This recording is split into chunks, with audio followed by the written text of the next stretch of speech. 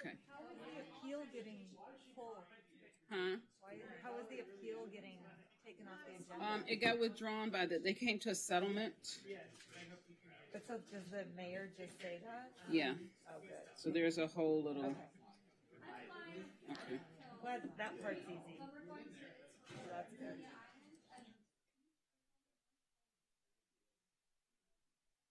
Your other question, I didn't really understand. Phrase the question so that you were going to have me have dinner with you at the Lions, and then you're going to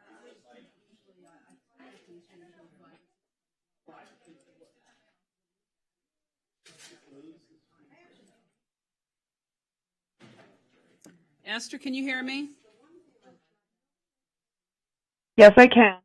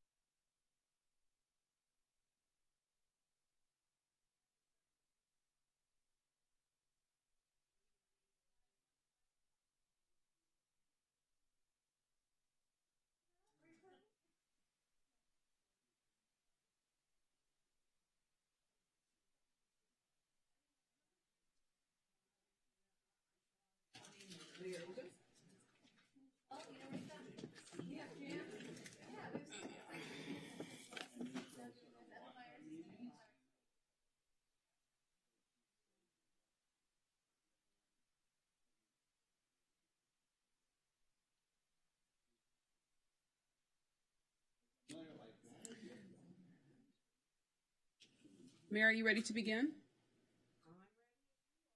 And I even put my mic on. How about that?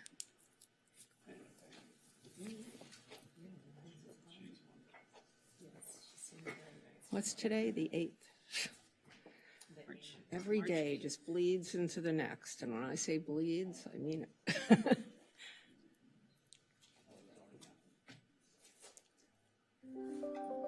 Oh, I guess I better turn that on. Yeah? Nice, there we are.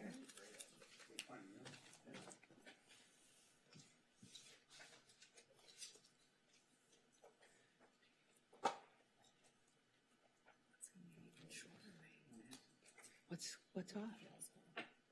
What happened? What? Oh, at the very beginning? Well, no, I should do it. Oh, you know why? You know, I know why. I know who the objectors were. That's okay. Are we on, Denise? Yes, Mary. Yes. Oh, sorry. I'm sorry. I'm used to hearing the meeting is now starting. And now I'm here to say good afternoon, Santa Monica, and welcome to the March 8th, 2022 meeting of the Santa Monica City Council.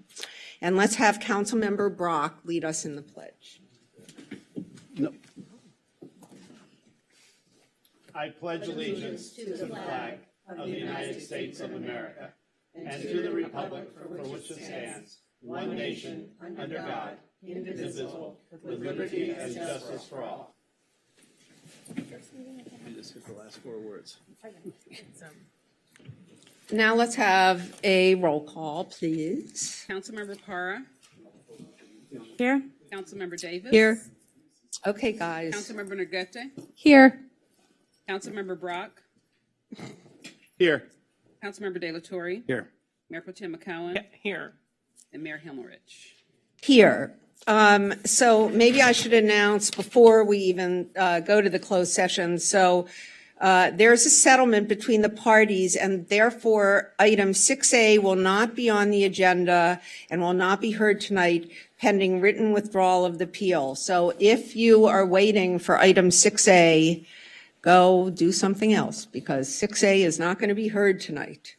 And now, Madam Clerk, do we have any chits for closed session? We do not have any callers. Good. And will you announce it, please? Sure.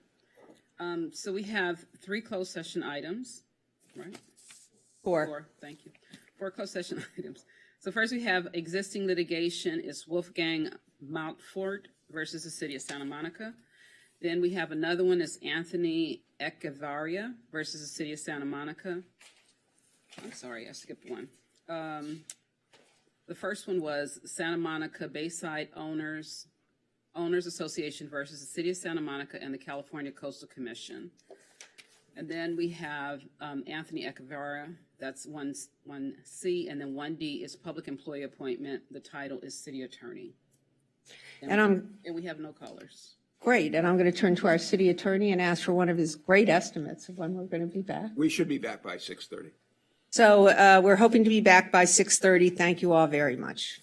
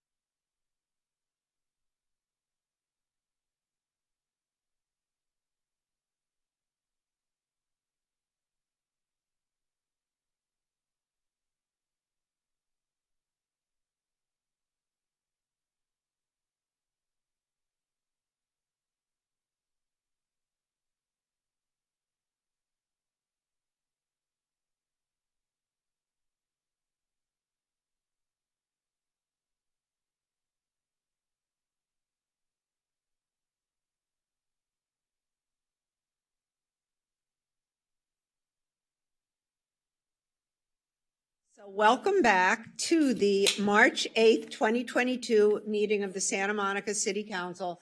I will turn to the city attorney in a minute, but before I turn to the city attorney, I wanted to note that in front of us we have beautiful sunflowers that are the national flower of the Ukraine.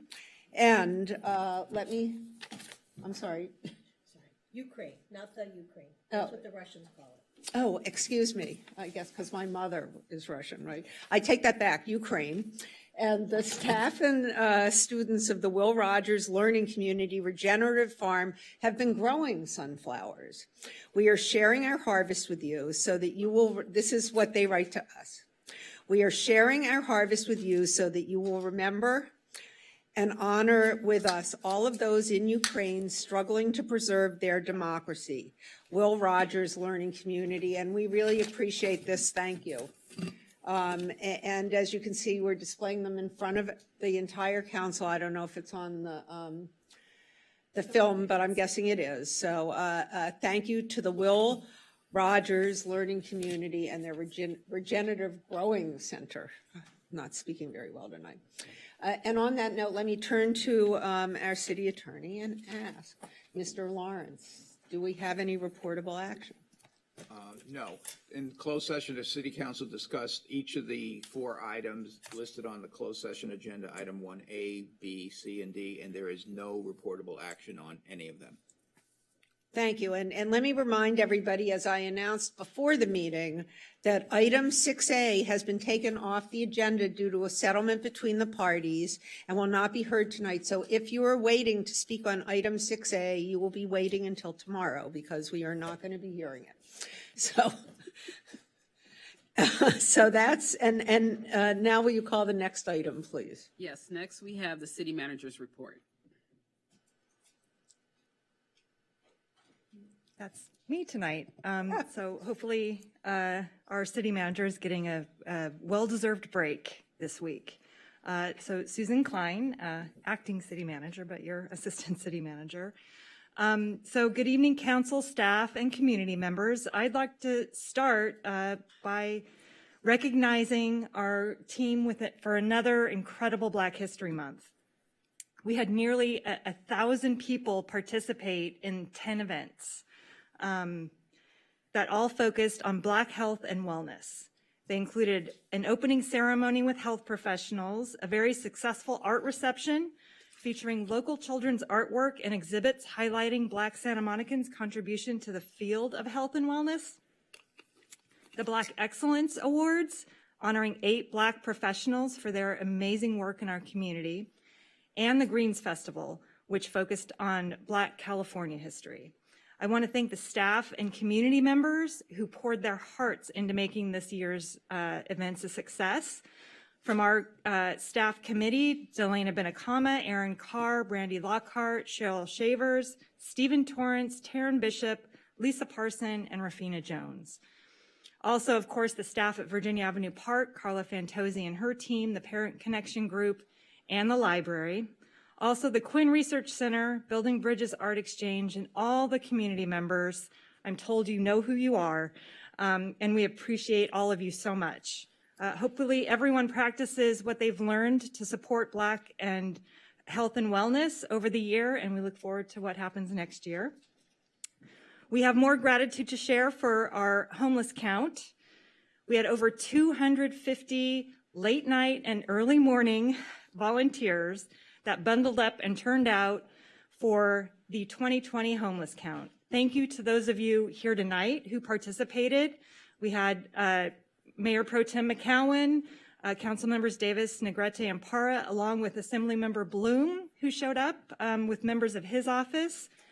City staff from every single department participated, and staff from local nonprofits. And many, many thanks to all the community members who showed up in our last-minute scramble to participate to cover every census tract in Santa Monica. Thank you all for making that a success. And the departments that orchestrated a tremendous pivot with COVID protocols.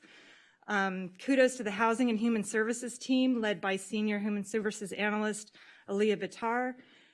for the work planning and organizing, the brand new drive-through deployment, which I think worked like so seamlessly. It was a great pivot. Also the Public Works team, Peter James, Brian McClure, Jake Aguilar, and Rashawn Ivy. The Office of Emergency Management, Stephen Torrance and David Islas. The Santa Monica PD, led by Sergeant Louis Gilmore, and the Homeless Liaison Program, Traffic Services, led by Margarita Vendusco, and the sworn and non-sworn personnel who helped ensure a safe and accurate count. Lastly, parking operations, both Henry Servin and Robert Zucco. A huge debt of gratitude, as always, to Maggie for her passion and commitment to this work, which inspires us all. A complete count ensures accurate data to document people that are sleeping outside and in local shelters. Santa Monica's count occurred in partnership with the 2020 Greater Los Angeles Homeless Count that took place across LA County from February 22nd to the 24th. Santa Monica's count results, as well as the Los Angeles Homeless Services Authority's complete region-wide analysis, will be announced in late spring or early summer. The last event I want to highlight for city events is the Women's History Month. So happy International Women's Day to everybody today. And again, sorry, it's just a laundry list of names, but it's really important and heartwarming to just see the breadth of participation across our organization to make these programs happen for both staff and the community. So for Women's History Month, we have Alvin Ho, Amy Lee, Barbara Jacobson, David Chow, Alex Perry, Patty Manalo, Maria DeCane, sorry, I always mess up her name, Araceli Esparza, Alfredo Gonzalez, Anushka McCreary, Haka Mordezai, Joseph Delaplane, Linda Cogswell, Susan Cola, Swen Yang, and Lizzie Acosta. Lots of folks, and I am so happy and proud to see so many men leading and supporting this work. This year, the U.S. Mint's American Women's Quarter program is celebrating 5 extraordinary women who contributed to our country's amazing history. Maya Angelou, Dr. Sally Ride, who is actually interred at our beautiful Woodlawn Cemetery, Wilma Mankiller, Nina Otero Warren, and Anna Mae Wong. We'd like to invite staff and the community to visit our exhibit in our open City Hall lobby. There are posters and information on each woman. The City Hall will be illuminated in the Women's History Month color of purple throughout March, but today, March 8th, it will be illuminated for International Women's Day with purple for justice and dignity, green for hope, and white for purity. In closing, I'd like to share that this Thursday, March 10th, the Public Safety Reform and Oversight Commission will host a race and policing panel discussion during their regularly scheduled teleconference meeting at 5:30 p.m. You can get the link to join the discussion at santamonica.gov or through the event on the city's Facebook page. Thank you so much. Thank you, City Manager Klein, and how's that feel? And we didn't have any chits, did we? We have no callers, do we, Denise? Callers. Thank you. Now, I guess, it's Madam Clerk. Travel reports? Yes, I'd like to ask if any council members have anything to report on travel since the last meeting. I do. Okay. And I'll turn my microphone on to give that report. I attended the, excuse me, California League of California Cities Los Angeles Region general meeting last week. The special guest speaker was Doug Johnson. He was a research associate for the Rose Institute for State and Local Government. He has done demographic work here in Santa Monica, if I recall.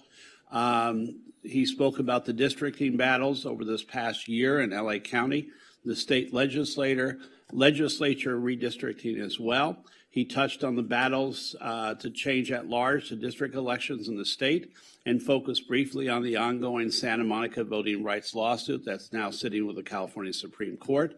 I was fortunate to talk with mayors and city council members from South Pasadena, Rosemead, Rolling Hills, Calabasas, Malibu, Carlsbad, El Monte, and La Puente during and after the meeting, and I had several valuable conversations about the state mandated RENA assessments within the Southern California Association of Governments territory, as well as talking about ways to craft reasonable solutions. It was worthwhile, and I thank the council for letting me attend this. Thank you. Any other reports? Then I guess, Madam Clerk, we are on to the consent calendar. The consent calendar. All items will be considered and approved in one motion unless removed by a council member for discussion. And let me see if we have any callers. I don't see any callers. Esther, do you see any callers? No callers at the moment. Does any council member want to, well, I guess, pull any items from the consent calendar? Does she read them first? Does she read them? No, not before we, I think before we. no, you don't read them before we pull them. No, she No, reads them after we If pull you them. pull them, I will read them. That's right. So, seeing none, may I, I'm sorry, I what? have to pull 3J. Oh, to recuse? Oh. Oh, yeah, well, you do. Okay, so, yes, so will anybody move the rest of the consent calendar, Mayor Pro Tem McCowen? I'll move the rest of the consent calendar, and once again, I want to thank our city staff for providing me so many great answers to my myriad of questions. So to the staff that are out there that helped provide those answers, thank you very much. It's really appreciated. And I move the items. Great. Moved by Brock, seconded by McCowen. May we have a roll call vote, please? Push your second button. That's okay, I already did for you. Councilmember Parra. Yes. Councilmember Davis. Yes. Councilmember Negrete. Yes. Mayor Pro Tem McCowen. Yes. Councilmember Delatorre. Yes. I'm sorry, Councilmember Brock. Yes. I'm out of order there. And Mayor Himmelrich. Yes, and so that passes 7-0, and now Mayor Pro Tem McCowen. Okay, I've asked the Fair Political Practices Commission for advice regarding whether I might have a conflict of interest in voting on Major League Baseball's proposal for the holding of All-Star Game-related activities in Santa Monica. I am employed by the Los Angeles Dodgers, which is a Major League Baseball team. The FPPC staff has recommended that they, quote, conservatively advise, end quote, me that under FPPC regulations, Major League Baseball might be an, quote, otherwise related business entity, end quote, of the Dodgers, and that I should recuse myself as I might have a, quote, financial interest, end quote, in this matter under the regulations of the FPPC. Based on this conservative advice and in an abundance of caution, I will recuse myself from participating in this All-Star Game proposal by Major League Baseball. Thank you, Mayor Pro Tem. So we'll give our Mayor Pro Tem a moment to step out. Thank you.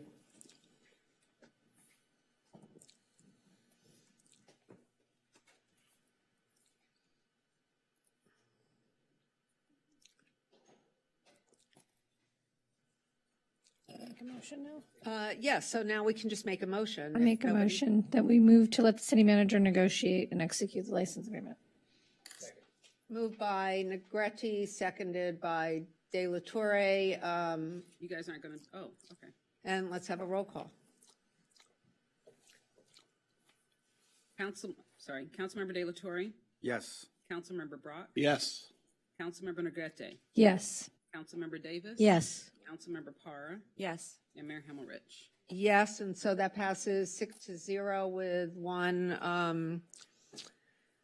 recusal, sorry. And Councilmember De La Torre, will you please press your button? And now we are complete. So that passes 6-0, and now we are moving to our 5 items. Madam Clerk. Yes. Does someone want to And give- let's, will someone Mayor text Pro Tem. Kristen, please? Okay, so we're going to move on to the first one is appointment to one unscheduled vacancy on the Disabilities Commission for a term ending June 30th, 2022. And I will open the floor for, for this one, again, we have no applicants for this one. So we're going to continue this. And Madam Mayor, if you can make an announcement encouraging people to apply for this. Yes, and I'm happy to make an announcement. I'm particularly happy to make a sort of impassioned plea. So we really felt on this council that this was a commission that needed to continue in existence because we recognize that this is a very special category of individuals and they need to have a special voice in front of us. So it is sort of disturbing that we have an vacancy for a term ending, well, I guess it ends in, so it ends in 3 months. But in any case, I am disturbed nonetheless that we have no applications for this. So if you are somebody who's interested in participating in this Disabilities Commission, which we actually considered separately from other commissions and kept alive because we think it's so important. So I really encourage people to apply for this. The more, the merrier. I mean, this is a vital commission to us.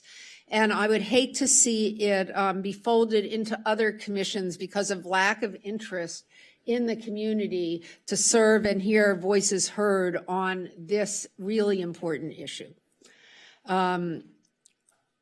So I guess we now move to the next item, but again, please apply for the Disabilities Commission.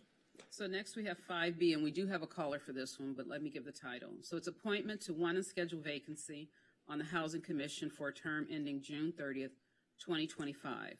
Please note Matthew Millen has withdrawn his application from consideration, and also Michelle Gray, in error, selected the yes to the Housing Commission application where it asked the question about being in the affordable housing participant seat, that tenant seat. So I just want to make that note, and we do have a caller. What? Does that mean that she still is an applicant? She still is an applicant. She's still an yes. applicant, but not because those seats are both taken, as I understand it. Thank you. Okay, Esther, we're ready for the caller. Welcome, Olga Soroska. You're in the meeting and your time starts now.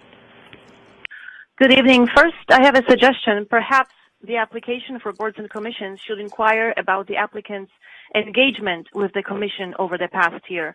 Then we would know if there has been a demonstrated genuine interest in the work of the commission the person is applying for. Only one current applicant for the Housing Commission, Michelle Gray, has been regularly participating in commission meetings.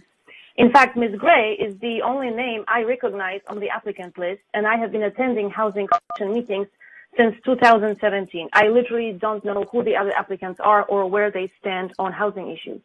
Unlike the other applicants, Ms. Gray has been submitting written and oral public input to the Commission. Ms. Gray's comments were always well thought out, constructive, and valuable. I'm impressed with Ms. Gray's ability to quickly adapt to the new city and to navigate Santa Monica's agencies and organizations that she has interacted with on housing-related issues. A person with new perspective like Ms. Gray, who comes to us from a progressive jurisdiction, will be an invigorating addition to the Housing Commission. Hands down, Ms. Gray is the most engaged and qualified applicant for the Housing Commission seat. Please appoint Ms. Gray tonight. Thanks. Thank you, Ms. Roska. Looks like there's two other callers. Great.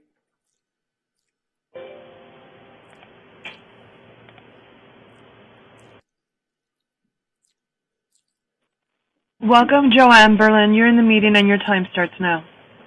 Welcome, Joanne Berlin. You're in the meeting and your time starts now. Welcome, Joanne Berlin. You're in the meeting and your time starts now. We call that an I asked to speak on 5C, not 5B. Well, since we have you now, Why don't you, I understand, is this appropriate? This is 5B. This is 5B. She's on 5C. She's, No. I returned her to the queue. I'm sorry. She's back on hold. okay. Was there another caller, Esther? Welcome, Michelle Gray. You're in the meeting and your time starts now. Good evening, Mayor Himmelrich and City Council members. My name is Michelle Gray. I want to thank you for your consideration of my application to serve on the Housing Commission. As the daughter of a retired architect, city planner, and public servant, and as a decades-long renter, I am well-versed in housing, building, and building safety issues. While I am a newer Santa Monica resident, my family has lived in the area since the 1930s, and upon deciding to move here, I immediately and actively engaged with the city, its staff, programs, residents, and representatives, including the Housing Commission and City Council, and have done so for the last year. Newer residents can be an asset to city government, energizing it with valuable insight from our experience with other jurisdictions. For example, I've come from a small city with a robust, thriving, and transparent housing authority, and am eager to share their proven practices to improve the Santa Monica Housing Authority. I'm ready to work on federally subsidized housing programs as well as local efforts to accommodate lower-income residents while protecting Santa Monica's unique charm. Slow, balanced, and deliberate growth is important. With Santa Monica's vacancy rate, we can make existing housing more affordable and mitigate the need for new development. I'm committed to fair, accessible housing. I have no conflicts of interest, covert alliances, or hidden agenda. My only aim is to work transparently to improve Santa Monica housing for all our residents while preserving the character of our small beachside city. As a member of the Housing Commission, I will make informed and just recommendations to facilitate a healthy, equitable, and prosperous Santa Monica now and in the future. Thank you again for your consideration. Thank you, Ms. Gray. Is that the end of our calls? No, there's two more callers. No. Welcome, Denise Barton. You're in the meeting and your time starts now. Good evening. I do hope you will consider Michelle Gray for the position on the Housing Commission. Due to her being articulate, thorough, and already having knowledge of HUD regulation. With that, let's look at some of your other choices. Deborah Hart, are you trying to replace Renee Buchanan with a duplicate of her? Again, giving John Messeri further cover in defense of his mistreatment of the homeless. Or Michael Jolly, isn't he one or more of your friends? Then wouldn't appointing him be another effort by you to further control and influence the direction of the Housing Commission? And what does a commercial real estate person know about HUD regulation, as well as looking at his application? Does anyone else find it odd or interesting how many of the questions he didn't answer? With that, one would think that you would want to get the Housing Commission's house in order, considering fair housing does seem to be part of the things that's failing per the latest rejection of the housing element. Thinking of that, wouldn't it be better to have someone who may be able to help in that area? Unless, of course, you want to keep putting affordable housing tenants at a disadvantage. For all these reasons, I hope you appoint Michelle Gray to the Housing Commission. Thank you. Thank you, Ms. Barton.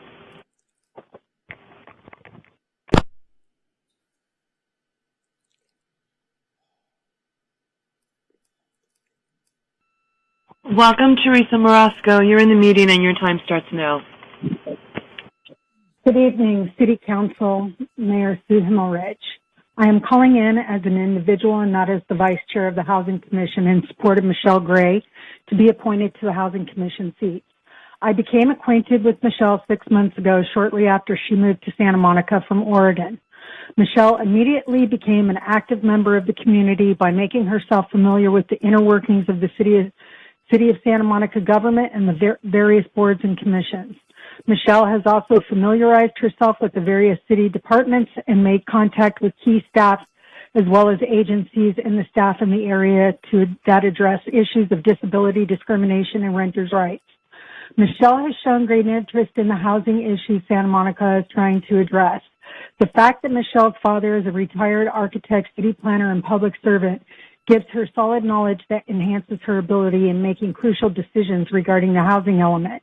More importantly, I learned that Michelle is very well versed in HUD regulations and guidelines with regard to fair housing laws and the Code of Federal Regulations Title 24 series, which are the regulations that control the Housing Choice Voucher Program and other subsidized housing programs under HUD. Michelle has shown her willingness to get involved by attending and actively participating in City Council and Housing Commission meetings. She has also taken the time to learn about local fair housing laws and renter protections and has familiarized herself thoroughly with the housing element. The Housing Commission could greatly benefit from having someone like Michelle, who came from a very progressive housing authority jurisdiction that has accomplished full transparency and believes in community involvement in the decision-making process for housing authority program participants. Michelle will be able to share her knowledge and new ideas that work in this area to help the Housing Commission to ensure that Santa Monica affirmatively furthers fair housing compliance. Thank you. Thank you, Ms. Morosco. That was our last caller. And so, are you going to run this, Madam Clerk, or do you want me to? I'll go ahead and do it. So Okay. I just want to remind you guys that Matthew Millen has withdrawn, and then Michelle Gray put that she was the tenant, but that's not what this is for the full term. So, Madam Mayor, can I now open the floor for nominations? Yes. Michelle Gray. And that was Councilmember Parra. Yes, Councilmember Parra. I'd like to nominate Lydia Garcia. Any other nominations? Okay. Okay, so now, So we're going to, go ahead, you run it. choices are Garcia or Gray. Councilmember De La Torre. Gray. Councilmember Brock. Gray. Mayor Pro Tem McCowen. Gray. Councilmember Negrete. Gray. Councilmember Davis. Garcia. Councilmember Parra. Gray. And Mayor Himmelrich. I'm going to vote for Garcia, but then change my vote to Gray. And I will change my vote to Gray as well, so we can be by acclamation. So congratulations, Ms. Gray, you're now a member of the Housing Commission.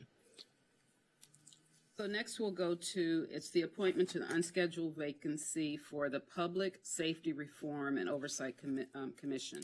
And this is for the youth, one. And there are 4 applicants that qualify for that age range. And so I'll tell you who they are. So it's Nicole Lucente, Jasmine Mercado, and looks like Ida Mohanty, and then Daniel Sizer. So those are the 4 that qualify for this seat. I'd like to open the floor for nominations. I'd like to nominate Jasmine Mercado. Idea Mohante. And was that Councilmember Davis? Okay. Yes, I'm sorry, Councilmember Davis and Councilmember Negrete did. Do we have a call? Oh, yes, and we have Joanne Berlin. Oh, sorry, we do have callers. We do. We have 2 callers, yes. Good. Sorry, Esther, go ahead. Welcome, Joanne Berlin. You're in the meeting and your time starts now. Okay, thank you. Yes, I'm speaking in favor of Adia Mohanty. I'm not sure I'm pronouncing her name correctly. I don't know any of these applicants, these young people. But certainly, as I read the applications, it seemed to me that she was the strongest candidate on paper. And she actually seemed very familiar with many of the issues that may be coming before this commission. And she is an important factor in her candidacy, in my opinion, is that she would contribute very much to the ethnic and the cultural diversity of this commission. This is the, Public Safety Reform and Oversight Commission. So this is, as you all know, the first Oversight Commission for Police in the history of Santa Monica. And speaking as the Committee for Racial Justice coordinator, it seems to me that she is by far the strongest candidate and would bring a lot to this particular commission that it may be lacking at the moment. It's hard to make these decisions when there's no interview with the candidates or no ability to even find out about them. Your website is not transparent at all or easy in terms of navigating to find who these people are in a timely manner enough to try to gather some more information about them. But I do strongly support Adya Mohanty. Thank you, Ms. Berlin. Welcome, Meredith Kuhn. You're in the meeting and your time starts now. Good evening, council members. As you heard, my name is Meredith Kuhn, and I'm an organizer with Santa Monicans for Democracy. As you may know, we actively supported the creation of the Public Safety Reform and Oversight Commission. We have been concerned by its lack of progress and indeed alarmed by the resignation of its chair, a respected member of the Black community and a scholar on police reform. Recent appointments to the commission have included members who are in fact opposed to civilian oversight of SMPD, as well as opposed to police reform in general. So that's like appointing W.C. Fields to a commission on the welfare of women and children. If the council decides to choose among the small number of applicants for the open youth seat, we want to highlight your attention to the application of Adya Mohanty. She's the only applicant to express both knowledge and passion about the subject matter of the commission. For that reason, we believe she is the best choice. Thank you so much for your consideration and for your time this evening. Take care. Thank you, Ms. Kuhn. No more callers? That was our last caller. Good, so let's open it up again. Okay. So it's opened up. I'm sorry, we have two nominees. So we have Mercado and Mohanty. Councilmember Davis. Did you, Mohanty? Right. I'm going out of order. I was surprised, sorry. I'm sorry. Councilmember Parra. Mercado. Councilmember Negrete. Mercado. Mayor Pro Tem McCowan. Mohanty. Councilmember Brock. Mercado. Councilmember De La Torre. Mohanty. Mayor Himmelrich. Mohanty. So Mohanty got the floor. So congratulations. So I think I can count. So Ms. Mohanty, you are a member of the Public Safety Reform and Oversight Committee. Yes, and congratulations you can change your vote if you want or not.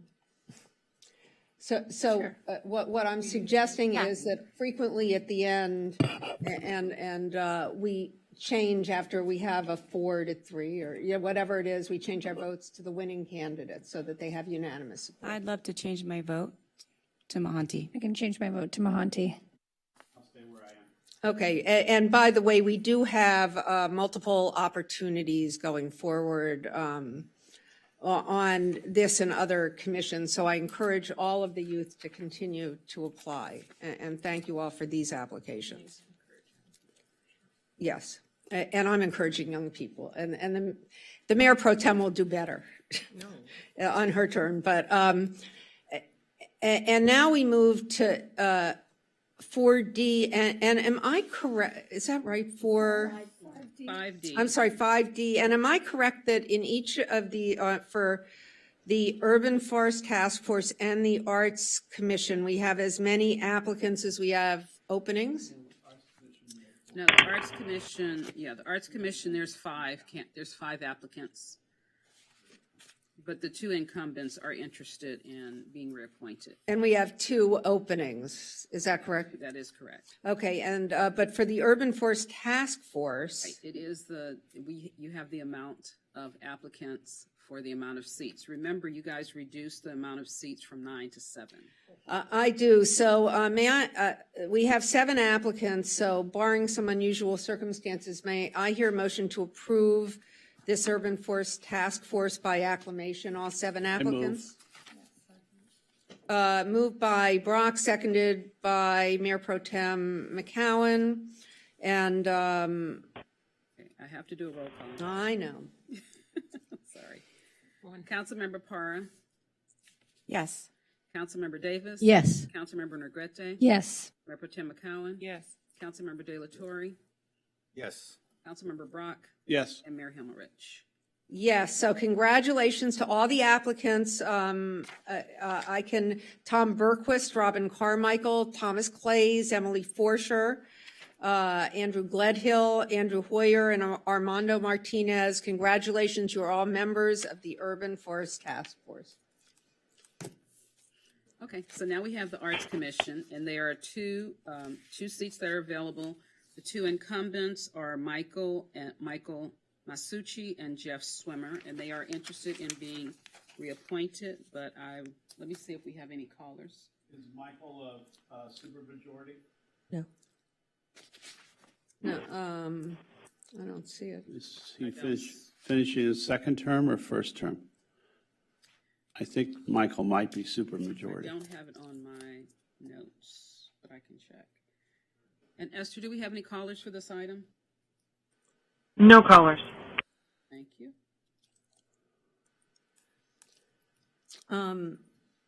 Yeah, and you don't note it, you usually do, Madam We Clerk. usually note it. Yeah, Oh, wait. And it's not noted on the regular form either. Right, and usually they have to submit a request for special consideration. Usually there's a written request To ask for a third term, correct? to ask for the third term. Oh, I and didn't see that's, that with him. so his second, wait a minute. So his second term was June 27th to June 30th, 2021. So he's actually a holdover, it looks like. And Swimmer is on his first term. So yes, Michael Masucci does require 5 votes. Well, do we know that? Because maybe his first I'm term looking was on partial. page 686. Yeah, no, I see that, but I'm just saying, sometimes they don't require a supermajority if their first term was like less than, was a partial term. And that's not clear from, Does it say when he was first appointed? So it said that his first appointment was 4 years. So this is, so he will need a supermajority. so he will need 5 votes. Okay.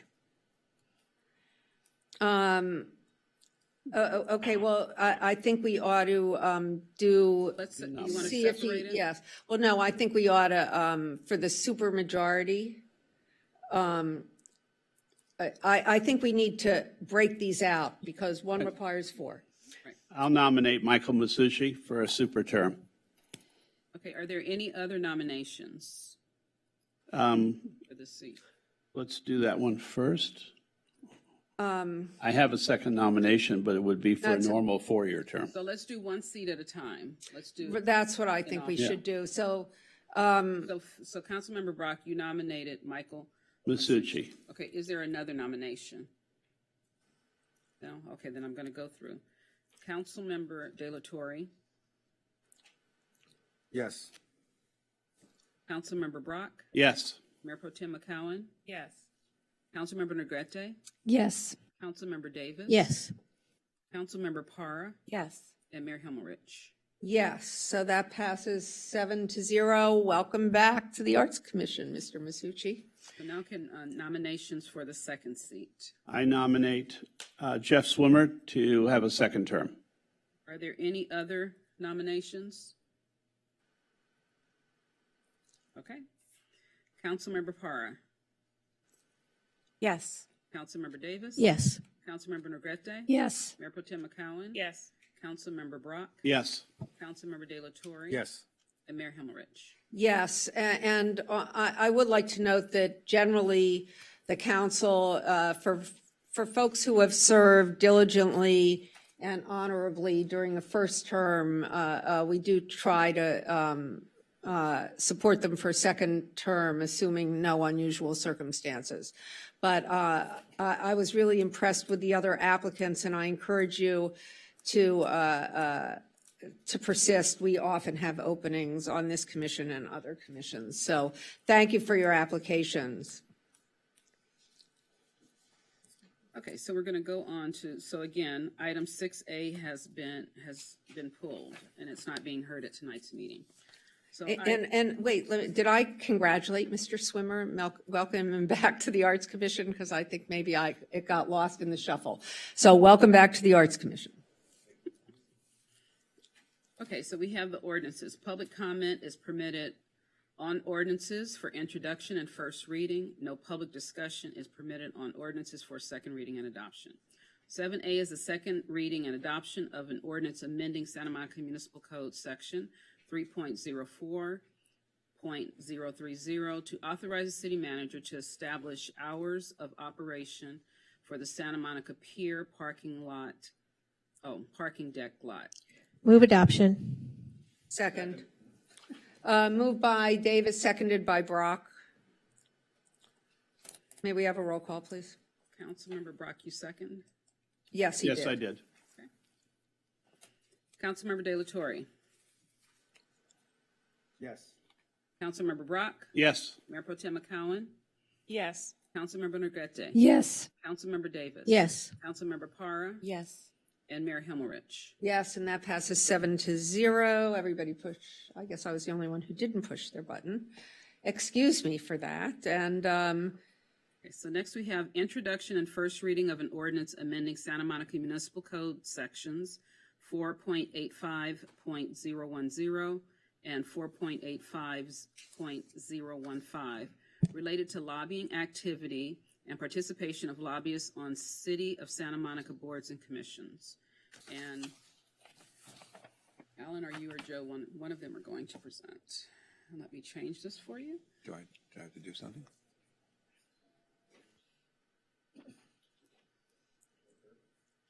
I know, that's what I just said. Second. Why not? There you go. Did you want to do public comment? Okay.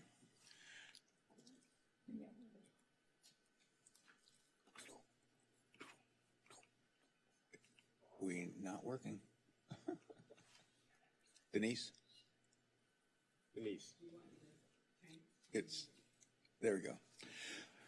Yes, Mayor and City Council members. I'm happy to introduce this ordinance for first reading tonight. First, I'm going to go through a background of the current ordinance. It was adopted by the City Council in 2016. It was adopted in 2016 following a whole series of City Council meetings regarding it that occurred actually as early as 2014.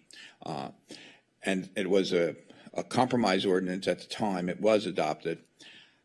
The ordinance, as with virtually all lobbying ordinances, was adopted for the purpose of increasing government transparency and to hopefully also increase public confidence in government, that the public would know who exactly is appearing before City Council or other government officials.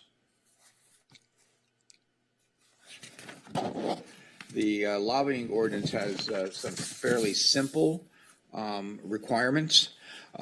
You have to register every year. You have to register once you become a lobbyist, and then registration is yearly thereafter. The fees are relatively modest. The initial fee is $95. The renewal fees are $54.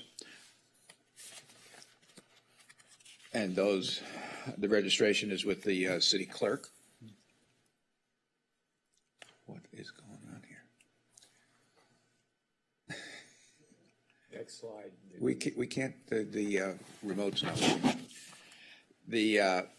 Under the city's current law, a lobbyist is defined as any individual who receives economic consideration as the employee, the representative or a contractor of a person or an entity other than the city of Santa Monica for communicating with any city official or an employee of the city for the purposes of influencing a city action. As with all or almost all lobbying ordinances adopted by cities in the state, the the city's lobbying, the Santa Monica lobbying ordinance is essentially transactional. But by that I mean, what is it that somebody is doing, and who are they attempting to communicate with? And it's focused on the particular city. Here it would be focused on Santa Monica. Is somebody trying to influence a city official regarding a city action? The people who are not lobbyists under the current law are city contractors, those who are seeking city contracts through bids, and who might appear at public meetings to address the city council regarding their proposal. Persons who attempt to, and this again is somebody who is not a lobbyist, is a person who would be attempting to influence government action by appearing at a public meeting. So if you're appearing at a city council meeting, or if you are communicating with the city council by writing to the city council, and your writing would be made part of a city council record, then you are not lobbying, even though you are expressly attempting to influence a government action. In other words, if your actions are out in public at a city council meeting, you're not a lobbyist. Also, you're not a lobbyist under the city's law if you're attempting to obtain a decision regarding your own property. So a property owner who comes in and asking for a variance, for instance, would not be a lobbyist. Persons who city employee groups, union officials of city unions who are seeking memorandum of understanding or other contract changes in their work agreements are not lobbyists. And persons who are, and this is a very particular one for Santa Monica, this was an issue back in 2016, 2015, members of neighborhood groups who are unpaid and who are advocating or speaking on behalf of their neighborhood group before the city official are not lobbyists under the city's law.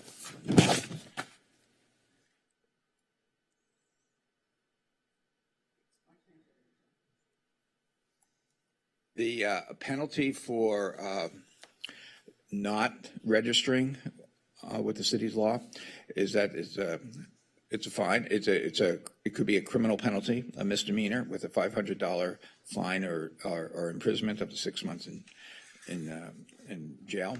You could be sued civilly by the city. The city could seek an injunction or other relief against you. And there are other penalties, potentially up to $10,000. And then there's administrative enforcement as well. And all these are kind of standard throughout the state. Those kind of penalties are standard throughout the state, more or less. At your meeting last July 13th, the City Council directed the city attorney and staff to return with an amendment to the lobbying ordinance that would align more closely with the City of Beverly Hills' current lobbying ordinance and change the activities that constitute what a lobbyist might be, and in particular look at what Beverly Hills calls a legislative advocate. The City of Santa Monica law that is currently in effect was more or less modeled after the City of West Hollywood's law, and not the City of Beverly Hills' law. But the City Council at your last July 13th meeting asked that we take a look at the Beverly Hills law and see if some of its provisions could be incorporated into the city's law. And in fact, we did do that in the City of Beverly Hills and the City of Los Angeles have kind of parallel definitions, and those are what we look to propose amending the city's law. Why is this not? Next slide. Under the proposed changes, there's been the definitional change in the definition, again, which follows the City of Beverly Hills' law. As I noted that under the current law, there's kind of a broad definition of what a lobbyist is, and under the current law, it's somebody who receives economic consideration, either as an employee, representative, or contractor, for someone who's not the city of Santa Monica to communicate with the city official or the city council. That's the current law. So what this law changes that definition and says that a lobbyist means any individual who engages in lobbying activity. Lobbying activity is then defined, but also says that for the purpose of this chapter, a lobbyist does not include city contractors or those seeking city contracts through bids and proposals. That's currently the city's law as well. So lobbying activity, as defined in the new proposal, includes the following: and similar conduct for compensation when the conduct is related to attempting to influence city action. A, engaging in either personally or through an employee, agent, or controlled person, corporation, association, or business entity of any kind, written, electronic, or oral communication with the city official. B, drafting ordinances, resolutions, or regulations. C, attempting to influence the position of any third party on city legislation or an issue relating to city legislation, proceeding, administrative, or other matter by any means, including but not limited to engaging in community or media relations activities. Or D, addressing clients regarding legislation or other advocacy. So that's the proposed amendment that would change the definition of lobbyist. It gives, as I said, it's modeled at the council direction, it's modeled after what Beverly Hills law currently does, and makes more specific some of the activities that would be included under lobbying within the city. Again, current city law is more broad, not more broad, but has less definition in it than the proposed change. Oh. Come on, we can do it. Keep going. At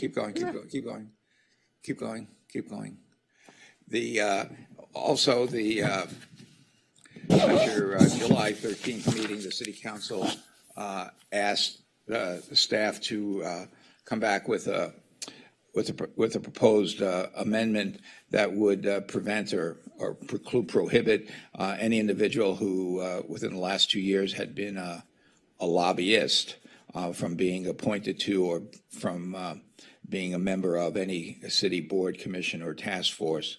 So under the proposed law in front of you, if you are a lobbyist, you cannot be on if you're a lobbyist and are currently on a city board or commission, you will essentially forfeit your seat. And if you're a lobbyist, you will be prohibited from being appointed to a city board or commission. And this is, various other cities have similar provisions. LA, the city of Los Angeles, city of Beverly Hills, state of California have similar provisions in their lobbying laws. Okay, next. What is going on? So this is the actual language that's being proposed under 4.85.015.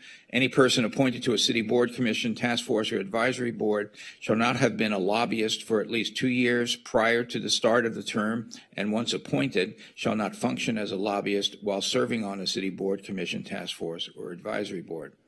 Any city board, commission, task force, or advisory board member who is a lobbyist at the time this ordinance amendment takes effect shall immediately vacate his or her position.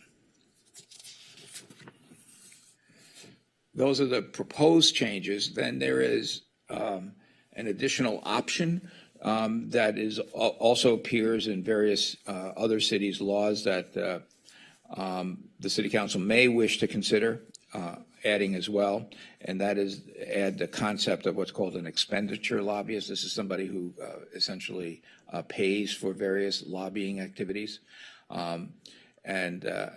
As I said, Beverly Hills, Long Beach, some other cities have such a provision.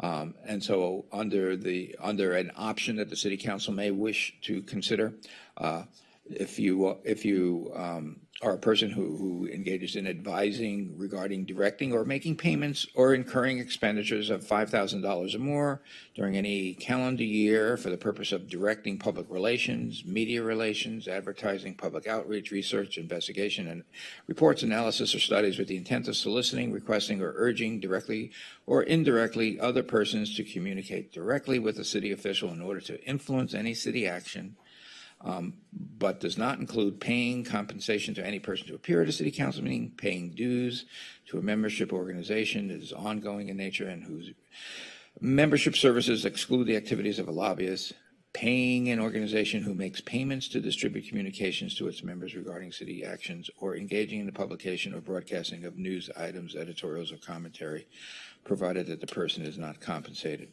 to take the action. And again, this is a provision that appears in Beverly Hills, it's a provision that appears in Long Beach, and it's a provision that appears in various other jurisdictions that have lobbying laws. And with that, I conclude the staff report. Yes, so do you want to have questions? How many, do we have comments? How many callers do we have? 3 callers. 3? Yes. Do you want to, does anybody want to ask questions before we hear callers? If we approve this today, if we vote on this today, when does it take effect? Well, it take effect as the same way a normal ordinance. Most ordinances take effect. That is, there'd be a second reading, which would happen in all likelihood on the 22nd. And then if that's adopted, then it would take effect 30 days later. So roughly May 22nd. May 22nd. Thank you. So I think we do want to hear the callers first. Esther, we're ready for the callers. Welcome, Joe Antonini. You're in the meeting and your time starts now. Thank you. Good evening. I'm a resident of the Sunset Park neighborhood, and I've already provided a written comment explaining a little more abstractly why I think that this is an overbroad ordinance. But I wanted to comment briefly on the broader political context in which this ordinance has been proposed. It's no secret here that this ordidance's real target is Housing Commissioner Leonora Kamner. The law, as it's written today, is clear. Ms. Kamner is not a lobbyist. Nevertheless, 2 weeks ago, the City Council voted on removing her, and 2 weeks ago, that vote failed. Now, commissioners serve at the pleasure of the City Council, but the law requires a 5-2 supermajority to remove a sitting commissioner, and this provision exists for good reason. This requirement exists to protect a diversity of views on our boards and commissions. Since this attempt to remove Ms. Kamner failed, there seems to be an attempt here to skirt this requirement by redefining lobbying so broadly that plausibly anyone who has any job related to politics and does so much as tweet about a political issue could be considered a lobbyist. Then any council member with an axe to grind can accuse a commissioner of being a lobbyist and remove them without going through the bother of needing to convince 4 of their colleagues as to why they should go. These kinds of legal shenanigans to circumvent the protections of the political independence of our commissioners are frankly beneath the dignity of the city. This is an overbroad ordinance, and I urge you to reject it. Thank you. Thank you, Mr. Antonini.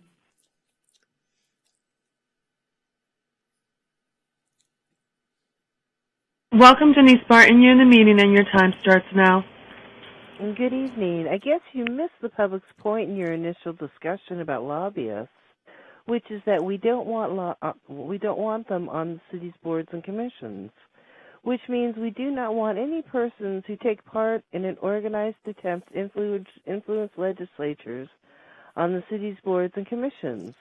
That would include employee lobbyists, contract lobbyists, subcontractor lobbyist firms, and other lobbying entities employing multiple lobbyists, volunteer lobbyists, unsalaried lobbyists, self-employed lobbyists, and casual lobbyists, whether they be regular or temporary. But you want to exclude city contractors and those seeking contracts through bids and proposals. otherwise known as contract or in-house lobbyists. With the definition of in-house lobbyist being an individual who is an employee, partner, or sole proprietor, and who lobbies on behalf of his or her own employees, businesses, or other entity. So just to make sure I have this right, you want to put individuals on the city's boards and commissions that you've awarded city contracts to, as well as those who lobby you for city contracts in the future. Now, how dirty do you think that makes you look? Although because these individuals have already or are presently pursuing your favor to get a contract, how easy would it be for you to put that person on a city board or commission to further forward the desires of the city council, as well as to influence the public and other members of the board commissions they're on in that direction as well? And would this action by staff and this council be to hold on power and control and influence over the city's boards and commissions that are supposed to be independent? And what happened to, and then the expenditure lobbyists, or are those the people and organizations that make PACs for many of you and send out mailers in your support during election season? Thank you. Thank you, Ms. Barton.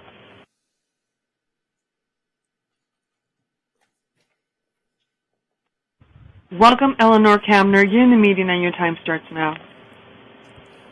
Hi, this is Leonora Camner.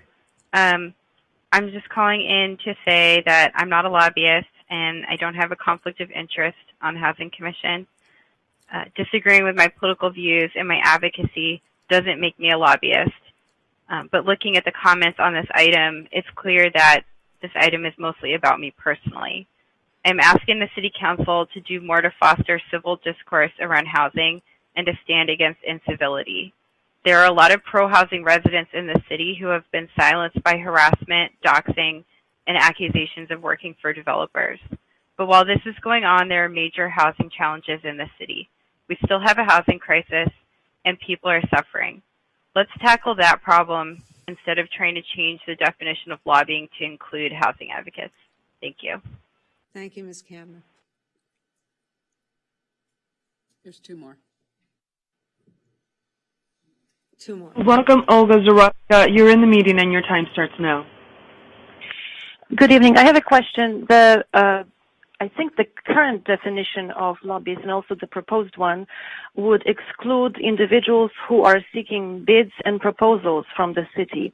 My question is, what about individuals who hold paid positions for organizations seeking funding from the city? I am aware of at least one commissioner who is the executive director of an organization that receives funding from the city, and this individual sits on a commission that's related directly to the jurisdiction or subject matter of the organization that he represents. So I was wondering if maybe the council could discuss that. I'm not sure if I feel comfortable with this situation.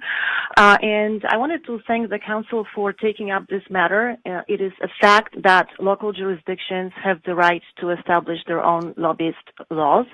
And if someone doesn't like it, well, that's too bad. That's how it works in this country. Thank you so much. Bye-bye. Ms. Zaroska, before you, is she still there? Esther, is Olga still there?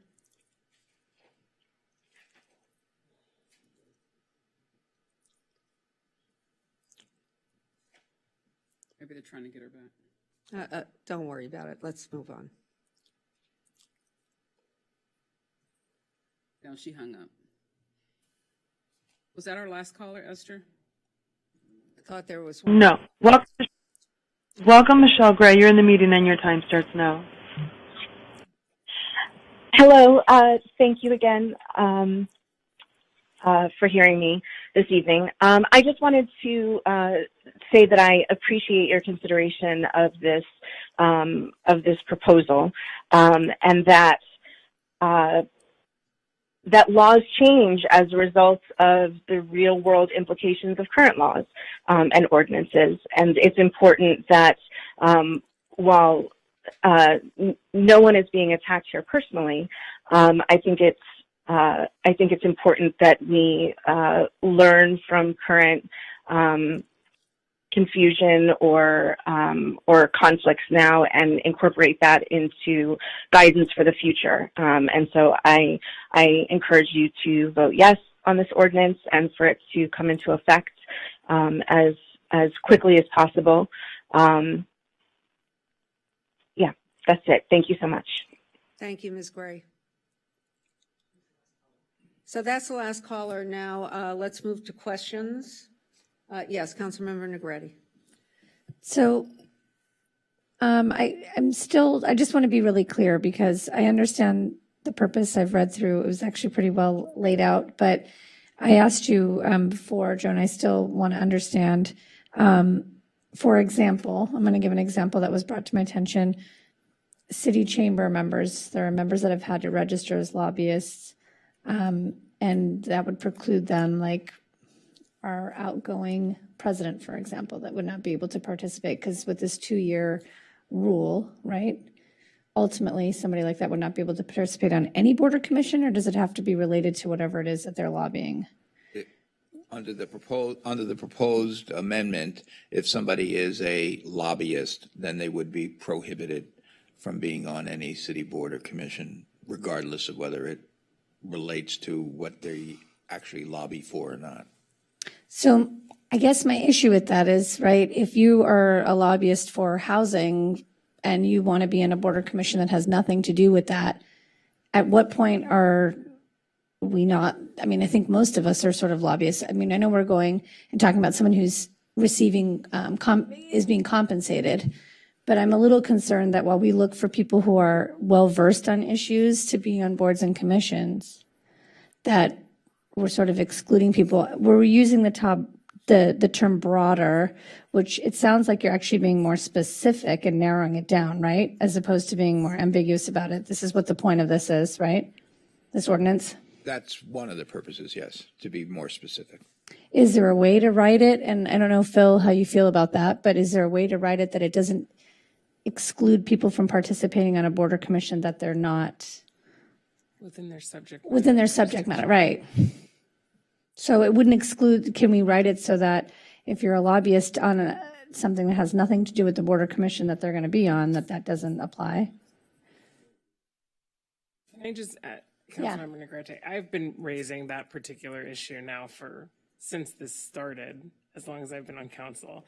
Somehow it regularly gets excluded from the drafts we get and when we get, so I've not heard a good reason why that wouldn't make sense, because there is sometimes a benefit too to the expertise that lies with people who do advocacy work now that our lobbying ordinance is becoming so expanded to include advocacy work in general, that we as a city, I think, but sorry, we're in question. So, and to be clear, volunteers are not included in this. I'm reading this to be someone who's receiving compensation of at least $5,000 or more, correct? Well, the $5,000 is a separate thing, but right, a lobbyist is generally somebody who's paid to, lack of a better word, lobby, to influence a government, to influence a city decision. So if you receive $1 to influence a city decision, you're a paid lobbyist under this ordinance. He's saying no, but I just want to be clear. No, and that has been the situation currently. With this ordinance that you've written. Well, it's the current city law. That doesn't change. That's not a change. I just want to make sure you understand that, Phil, that if you receive $1,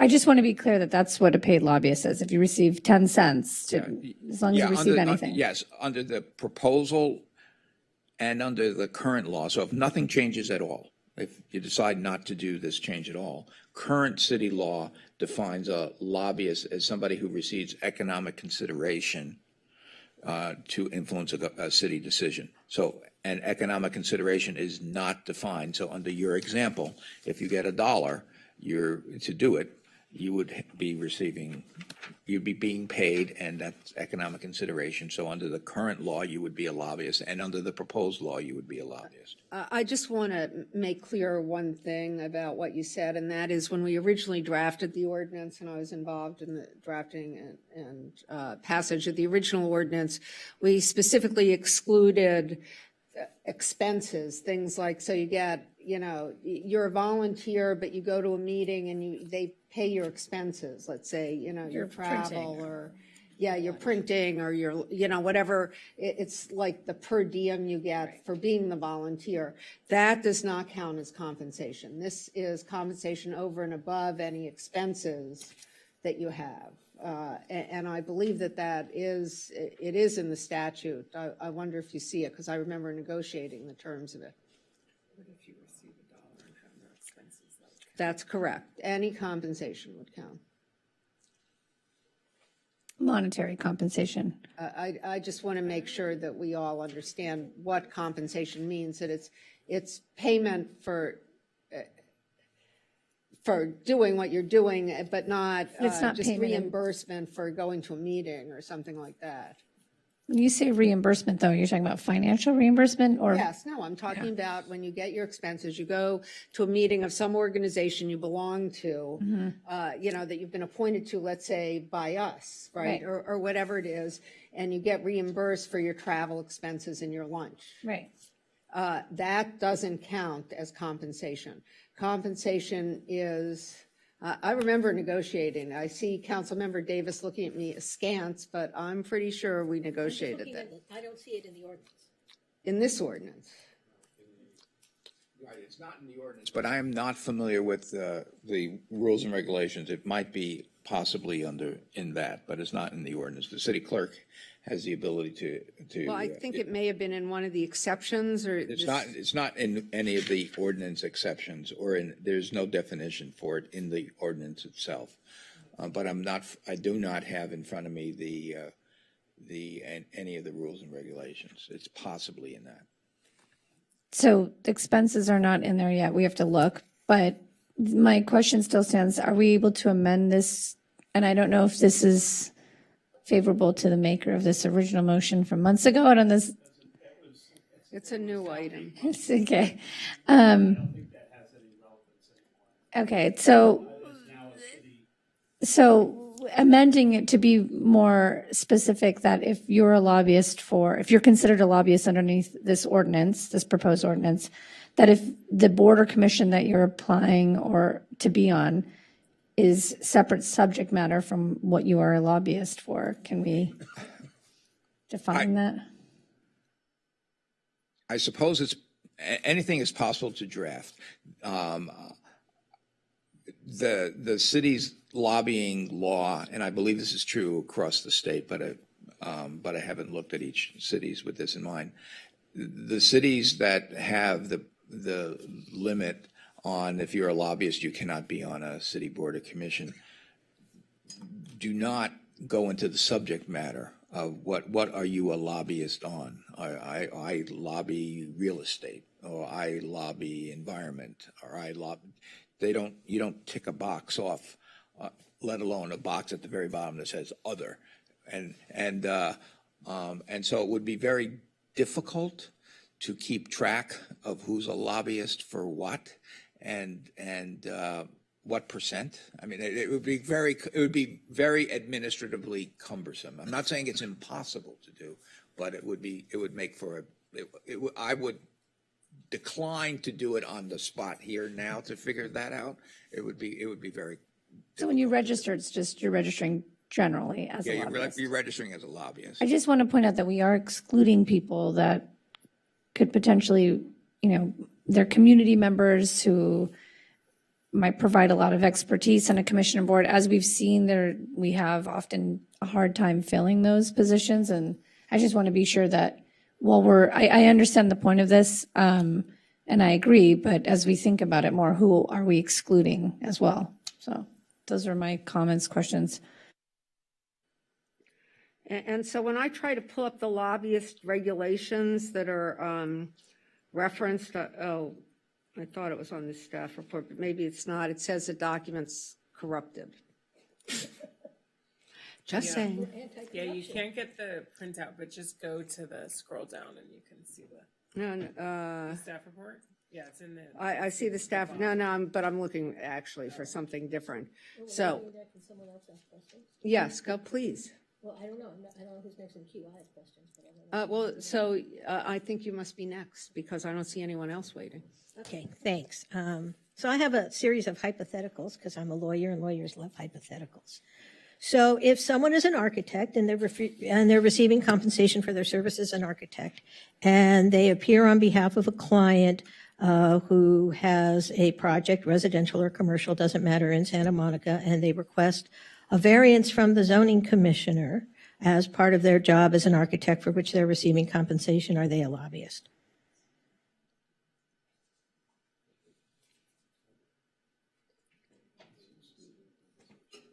Yeah,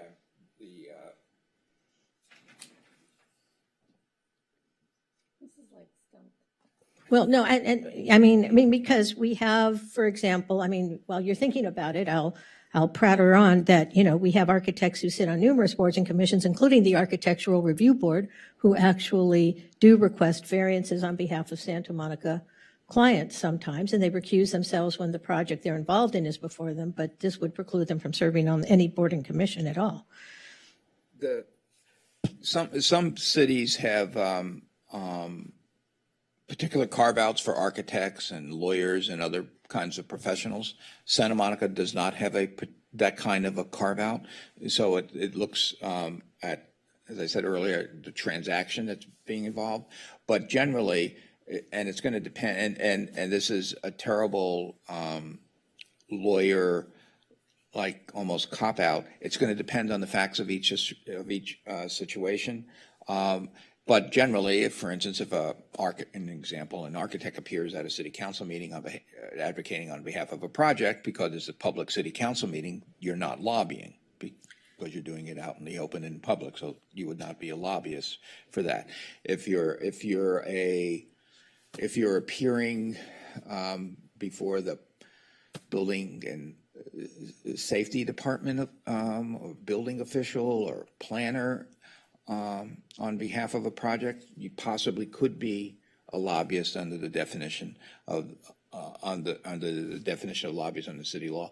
But that part of the proposed law is really not functionally different than the current law.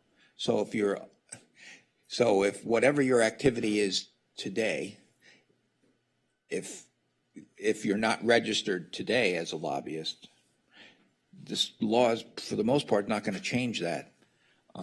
So in your example, if that person, that hypothetical person, is registered, whatever they're doing today requires them to be registered as a lobbyist, then that will be true if this law takes effect. If it's not true today, then chances are it's going to be not true under this proposed law if it becomes a law. Okay, well, I'm going to reserve my rights to make comments on that because I do want to just stick to questions right now.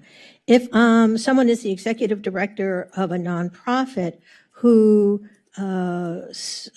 consults with city staff on various policies, for example, related to homelessness or senior services or something like that, but they are not doing it at a public meeting, but they are doing it as the executive director of a nonprofit, a position for which they are paid, are they a lobbyist? They might, again, maybe yes and maybe no. We need to know exactly what they're advocating on behalf of. If they're advocating on behalf of trying to influence a city decision of some kind, perhaps. Are they being paid, which I guess under your example they are. So the answer is probably, but it's impossible to know without knowing more of what the activity is. Now, if they speak as the executive director of a nonprofit and they attempt to influence city policies, but they do so in a public media, for example, submitting comments on a proposed city policy, on letters that are matters of public record, or they speak at a city council meeting, but they don't meet in private with any city officials, are they a lobbyist? The current both the current city law and the proposed city the current city law and the proposed city law are identical. They have the same exceptions. And under that example, if your activity, whether it's you work for a nonprofit or whomever, if your activity is in the public, at a public council, at a city council meeting, or involves written communication to the city council for inclusion in a city council meeting record, you are not a lobbyist under the definition of, under the exceptions in the law. Okay, thanks. And I actually also had the cash versus in-kind compensation question. The hypothetical I came up with is you are a member of the PTA council and you receive compensation for going up to Sacramento as part of Ledge Day, but it's not cash payment, it's reimbursement for your expenses. But what you are lobbying for in Sacramento may influence policy in Santa Monica. Would that make you a lobbyist if you were not paid in cash but did receive compensation for your expenses? And I guess we're looking at the administrative regulations on that. Well, but I would say that generally speaking, broadly, quote, lobbying, and by that I mean advocating in Sacramento, is not, may or may not be lobbying under the city's law, depending on if it's just, indirectly affecting the city of Santa Monica, it may not be lobbying under the definition, under the city's definition. If it's directly related to the city of Santa Monica, maybe it is lobbying, but it's going to depend on all the circumstances and facts. Well, because I do want to reference, and this is my next question, at the July 13th meeting where this was put on the 13-item calendar, certain members of the council indicated that they wanted the law to be inclusive of not just attempts to influence policy through communication with Santa Monica officials, but communication with state law officials that might influence Santa Monica policy. Does this law affect that in any way? It could, yes. This law might very well implicate that. So, for example, if someone was advocating to affect state homeless policy that might affect what we could or could not do in Santa Monica with regards to addressing our homeless situation, and they were compensated, I'll leave the question open whether it's via cash or in-kind compensation, that they could be a lobbyist under this new ordinance. Is that correct? They might be. The section of the proposed law that I think might apply in your that potentially applies in your example is subsection C of whatever it is of 4.85.010C, and I'll just read that. If you are attempting to influence the position of any third party on city legislation or an issue relating to any city legislation, proceeding, or administrative or other matter by any means, including but limited to engaging in community or media relation activities. So if you're attempting to influence a third party, and your example would be somebody in some state official regarding a city legislative action of some kind, then you might be a lobbyist within the proposed definition under the new law. Just a couple more questions. So what if you were an employee of an organization that does lobbying activity, but you do not personally engage in the lobbying? For example, if you are an employee of an environmental group that lobbies to affect sustainability policy, and while you may not engage in the lobbying activities, you are a paid employee, are you sort of guilt by association? Are you a lobbyist, or do you have to be the person who actually engages in the lobbying activity? In that example, and if you're just hypothetical, I'll give a hypothetical. If you're in the accounting department of a nonprofit that engages in lobby activities, chances are you're not a lobbyist within the meaning of the law. Yeah. If you're directing, if you're in an executive position of some kind within the organization, and you are directing others to engage in actions to influence a city decision, then whether you do it or not, or you tell somebody else to do it, you probably are a lobbyist within the meaning of the city's law. Okay, let me just ask a follow-up to that. So for example, what if you are an attorney for that organization and you direct people as to what laws may or may not be appropriate under, for example, the state constitution while they go up to lobby in Sacramento for laws? Would you be a lobbyist? If what you're doing is giving advice, that's hard to say. The law is the premise of the proposal is are you essentially actively involved? Are you directing somebody to be actively involved? You're just giving them advice about the meaning of some law or something. Chances are probably not, but it will depend. Okay, and then the final question I have is, I know this is, you referred to City of Beverly Hills, Long Beach, City of LA. Have any of these lobbying ordinances, to your knowledge, ever been subject to a First Amendment challenge? I do not know. Okay, great, thanks. What's this for me? I thought so, since those are the regulations. Oh, okay. But in Thank you. looking, I just have to say, yeah, so I just want to say, as my day job, although I'm currently on unpaid leave, is in an organization that has a lobbying arm as well as a litigation arm. I'm a litigator, never registered as a lobbyist, never go to Sacramento, right? Don't lobby there. All I do is litigate. Nobody's ever accused me of being a lobbyist. I've chosen as a focus of my advocacy to do this rather than that. I mean, but I'm never a lobbyist in that job. I'm never paid to do anything other than litigate. And I think that there is a distinction because I see what our advocates do. They write litigation, they go to Sacramento, they talk to legislators. I mean, I'm pretty aware of what lobbyists do, and we're being lobbied all the time, as opposed to somebody who simply believes in something and talks to an elected representative or otherwise tries to influence a decision. I mean, I understand that there are some gray areas, but I don't think they're as gray as people try to make them seem, because basically you either get paid to do what you do and you're trying to influence a decision. You know, this would be my answer, as opposed to not being paid and doing what you think is right. So, and what you want to do because of your personal beliefs, as opposed to who your employer is. Once you're employed to do a certain kind of advocacy,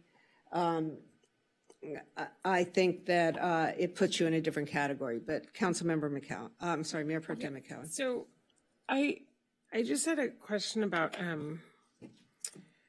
I think to Sue's point that you just made, I think to Mayor Himmelrich's point, one of the concerns I have is, well, one, this seems like it's going to be very difficult to separate out sort of all these sort of nuanced possible positions that someone may or may not be in.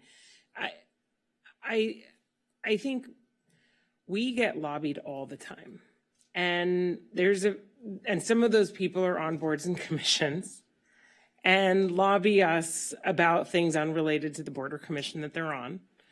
And some of these folks are also involved in, you know, work that I think under this new ordinance could potentially fall into. So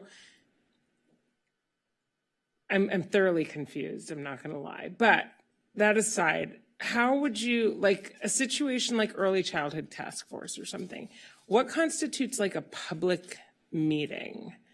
Because I know what a public meeting is here.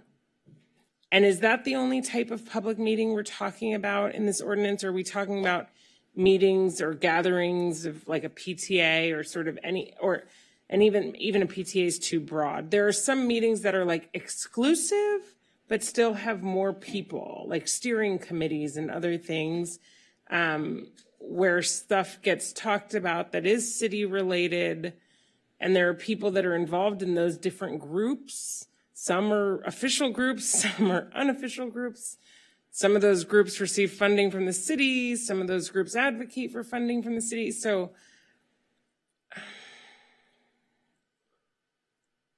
Well, first of all, in order for, regardless of what kind of meeting it might be, are you being compensated? So that's the threshold. If you're not being compensated. Right. But in any capacity for any reason, right? That's what we're saying now. Are you being compensated in your personal life in a role that maybe it's for St. Joseph's Center, maybe it's for NRDC, maybe it's for Sierra Club, maybe it's for this, and you just happen to also be involved in the thing that's in the community where you live, that then is like, I almost feel like we went so far that this is going to lead to every situation being one that our city attorney's office is going to have to weigh in on the particulars of that situation. Because we have several commissioners, I think, and that might be in situations where they're compensated in a role, and then they do separate stuff in their personal life that has nothing to do with the fact that they're compensated, and they're not actually lobbyists. They might just be nonprofit advocates or whatever. And then additionally, I'm further confused by the fact that sometimes our city staff reach out to these individuals, maybe not knowing that they're on a commission, maybe they're not on a commission at the time, maybe they're thinking about, maybe they're on one of our commission applicants.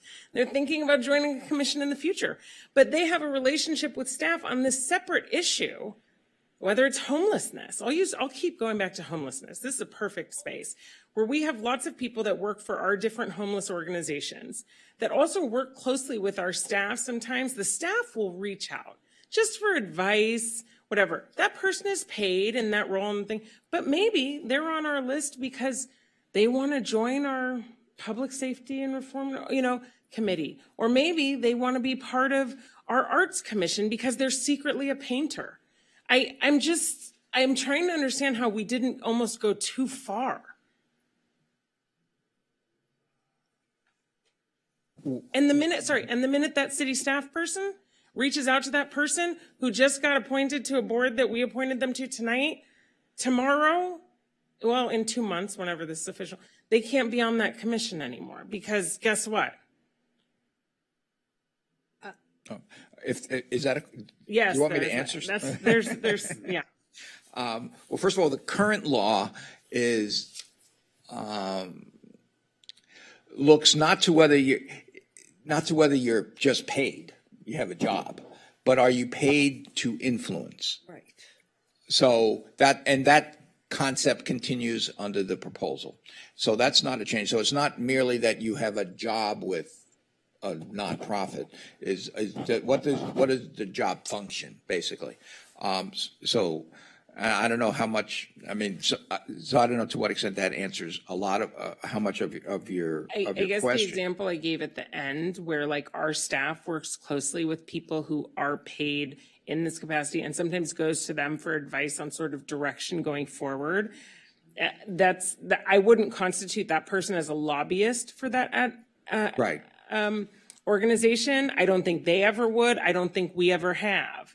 However, with the definitions that are out here today in this ordinance, I feel like we're starting to step into that territory where I think we might have people that come to us and say, this person has done just that, and they then shouldn't be allowed to be in this role. Look, I'm familiar with this. I'm sorry. And let me step in because, again, I was involved in the creation of this. And I think you need to take a step back because when our staff members, let's say homelessness, okay? So somebody reaches out to somebody at St. Joseph's Center, not their political director, not their, director of development or whatever it is. None of those people reaches out to one of the social workers on the ground or one of the administrators on the the ground who's working in the program. People do ledge days. Well, I'm not talking, see, I believe ledge days are different, but I can get to that in a minute. But what I'm talking about is that there are people whose jobs are to advocate for legislation, right? And whether their title is couched as lobbyist within their organization or executive director, political director, or whatever it happens to be, they know what their job is, and we know what their job is. Their job is to advocate, right? We aren't trying to get the social workers, nor do I think anybody is trying to get the social workers.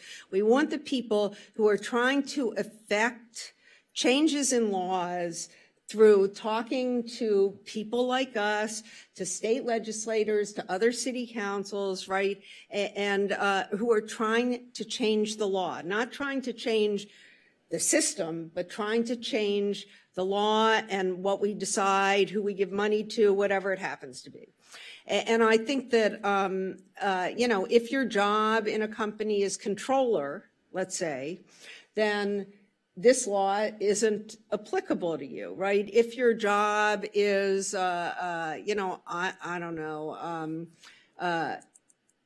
project director, right? Your job is not to advocate. Your job is to create a program or do the books or do whatever you're doing.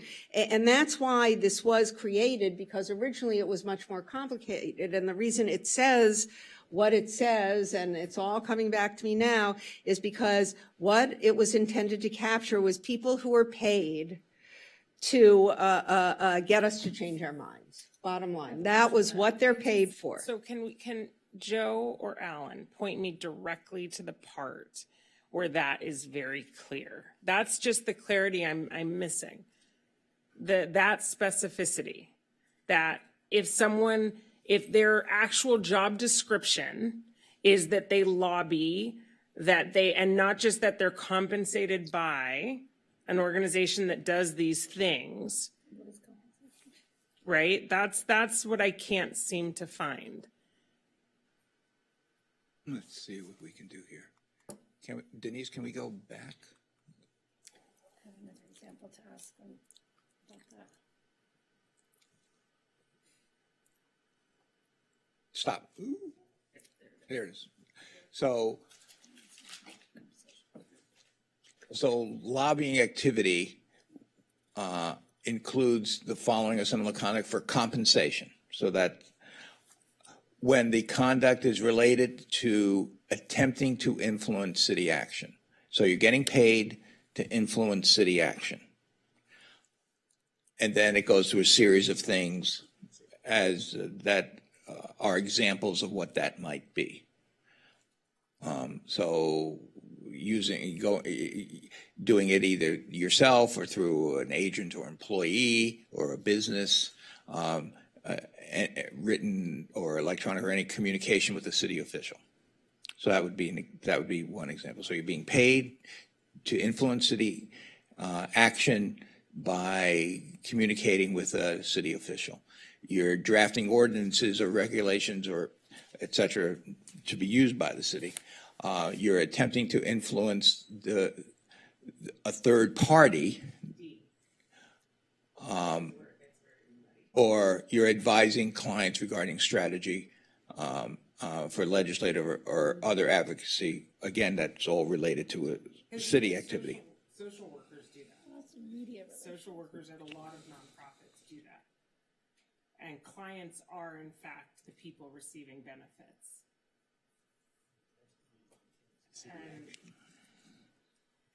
But okay, all right. Can I ask another example? Yes. Look, okay, Councilmember Brock, then Councilmember Negretti. Is this a question? Because she has a question. I will, it will be a Don't turn it couple. into a convoluted question, though, a real question. Mine's related to her. You've just made two comments without questions. So, first, City Attorney Lawrence, I understand that several cities in California have sunshine commissions or sunshine boards that look at sunshine in city government sunshine in county governments and state government. We don't have that. But I think I believed that by having a sunshine commission or something that sheds light on the activities of anybody who comes before the city. And I don't want to, well, I can do this, but in the original 13 item in July, I think I mentioned that I felt I had increased access to every city department because I served on and was chair of a commission for years. So this isn't, we have about 93,000 people in the city, 94,000, City Attorney Lawrence? 93 in the I census. believe that number is approximately. So do we believe in general that there are people who would not be compromised, who could become commissioners or board members in the city? I'm I'm no better than anybody else to answer that question. I assume so. Okay. And has a way to, let me change that question. I believe in most of the city ordinances, they have an automatic carve out for things like, I can't remember, I think it was Councilmember Davis mentioned architects and things like that. I know Beverly Hills, the original example I gave you, had a pretty extensive carve out to make sure that people from nonprofits, social organizations, architects were not impacted when they came before the city, and architectural review boards were exempt as well. And I believe that's in several of the city examples that I provided and that are provided throughout the state. And many, is that true? Different cities have different exceptions to their laws. For instance, Santa Monica, an exception that was important when this law was first passed, had to do with neighborhood groups. And most cities don't reference that, but ours does. Other cities reference architects and sometimes lawyers and other professions. Can you give me a definition? I know that the state of California and the city of LA, for instance, say that if you're paid over $5,000 per quarter, our proposed ordinance would be $5,000 a year. Explain how that $5,000 rule comes into effect, because I heard $1 from one council member, things like that.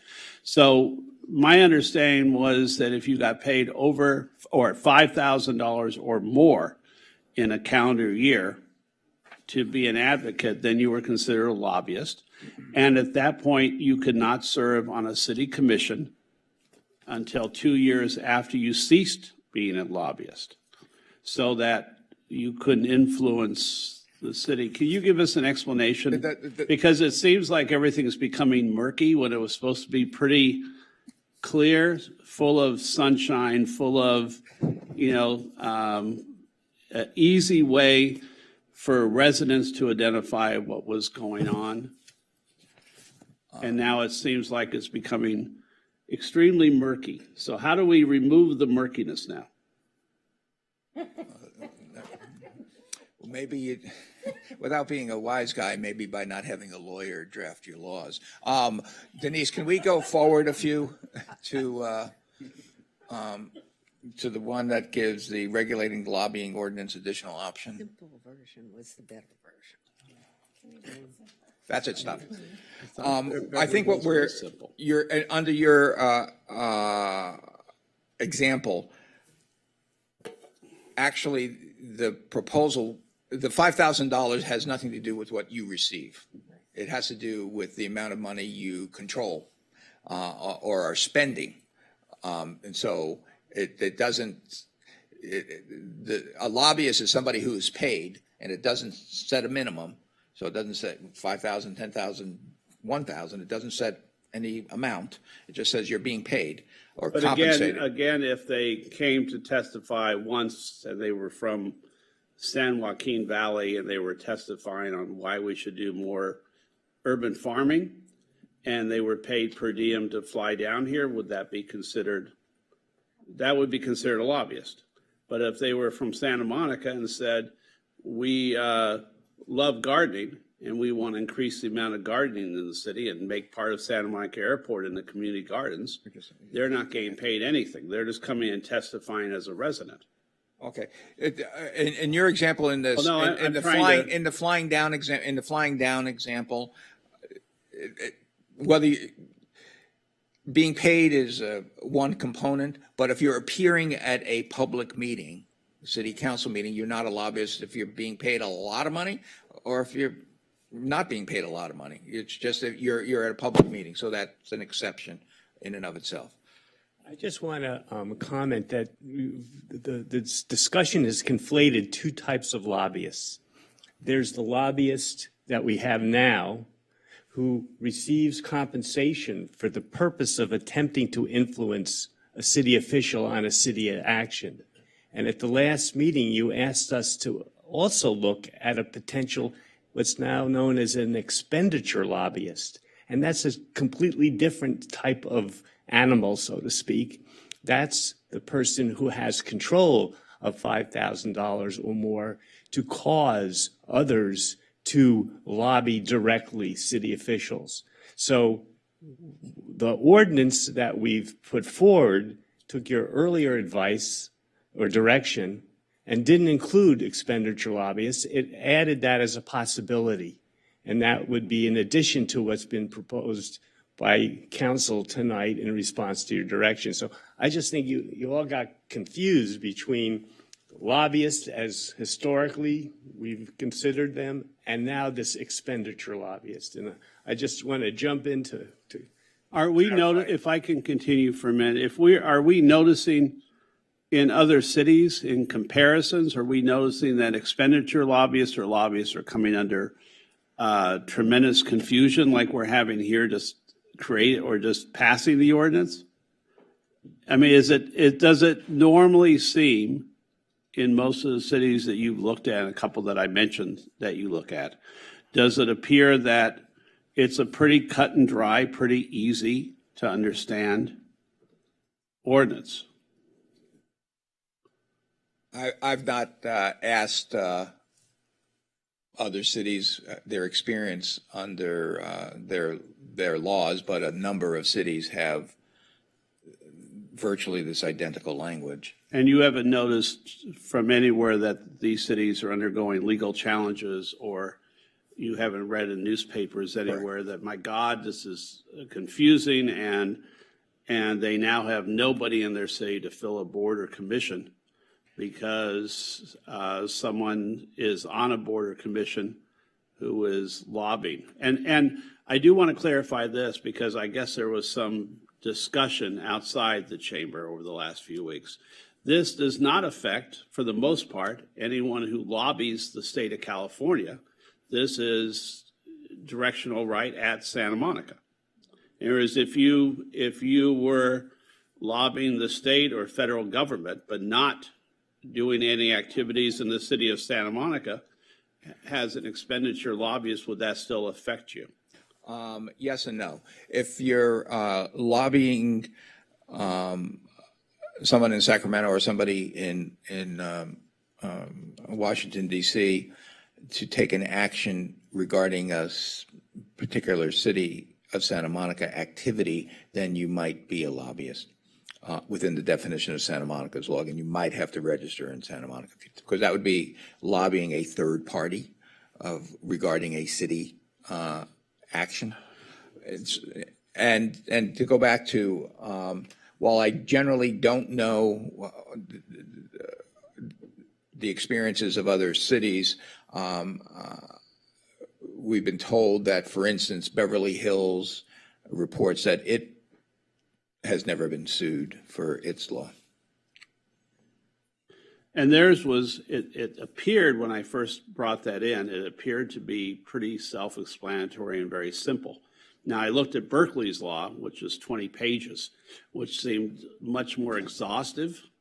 And I think I zeroed in on just 2 paragraphs in page 6 of their law that I presented to you. But in general, these should be relatively simple, transparent, and also full of, since spring is coming this weekend, full of sunshine. So what I'm concerned with is, and I mentioned murkiness before, whatever you want to call it, I was hoping that the law would be very simple, very clean, easy to understand. And I know that Councilmember Negretti mentioned the Chamber of Commerce. Well, chamber members would not be, they're business people in the city who join an organization. They wouldn't be considered lobbyists, but their political director and president of the organization, who were there to lobby for the business in the community, they probably would be lobbyists, I would presume, and you can correct me anytime, but I would presume those two in our chamber, for instance, would be considered lobbyists or legislative advocates. And those two could not serve on a board or commission. But every member, one of the 800 members of the Chamber of Commerce, of course, they're unpaid, they're representing their business, and they've banded together to hopefully do more business in the city of Santa Monica. So I can't imagine how individual members of the chamber would be lobbyists, but their executive director, and president might be. Am I correct in that assumption?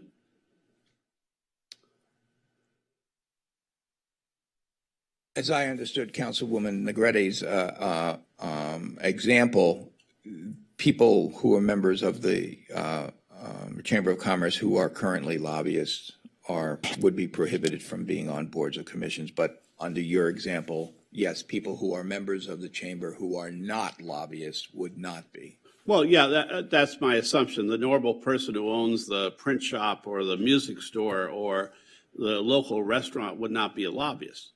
But the executive director who was paid a salary to be that executive director or president, and the political action director by nature would be a lobbyist. Those would be only two people in the chamber. That's okay. I don't see a problem with that. I'm not really supposed to be answering you right now, but I don't see a problem with that. So in order to have sunshine and transparency in our government, we have to make certain rules so that our government is considered clean. And what I hope we're getting, and if we aren't, then we need to take it back and retool it. But what I'm hoping we're getting is a very clean, simple to understand ordinance. And I will conclude because I stopped asking questions right then. I made a statement. Yeah, and I just should note that I have a hard stop at 9 o'clock. I won't be here to vote if this doesn't come to a vote before 9. I have a specific example, and to follow up on what Councilmember McCowan was mentioning earlier. So, for example, I was the legislative rep on PTA Council for our 33rd district, and we didn't receive compensation, but by way of being reimbursed for our trip on the Sacramento Safari, right, for food and transportation. I'm still not clear if that counts as compensation, but when you talk about the expenditures, I mean, most PTA members are legislating, advocating. Would that exclude PTA members from participating? Because they are definitely looking at, like what you just said, the $5,000. I happen to know that would impact them. Again, the $5,000 has to be, are you controlling $5,000? Right. Are you paying somebody or paying? Leaflets, prints, right? Money spent to advocate. But is it coming out of your funds to do whatever to the tune of $5,000? So if the PTA has a line item budget, PTA Council, to spend $5,000 on advocacy or legislative matters, anyone who participates in that, I'm asking, would they be excluded from would they be considered a lobbyist and therefore excluded from participating on boards and commissions? I think probably not. Again, Can we make that clear? Excuse me? Can we make it clear so that we're clear? I mean, because the person who controls the funds might be the lobbyist. The actual individual participants in the and the PTA are probably not lobbyists. I would say are not lobbyists. It's actually the opposite. The person who controls the funds is probably the person not going on the trip to Sacramento. It's the other members that volunteer to go from the so school. they're not lobbyists. So there's the person who controls the funds might be a lobbyist. Okay. I'm just pointing out that as a legislative rep, though, for PTA Council, going to Sacramento Safari to lobby for third party, to lobby different senators, whatnot, for items that do impact the city, that would preclude that person. So the ledge rep of PTA Council would not be able to apply for a board or commission.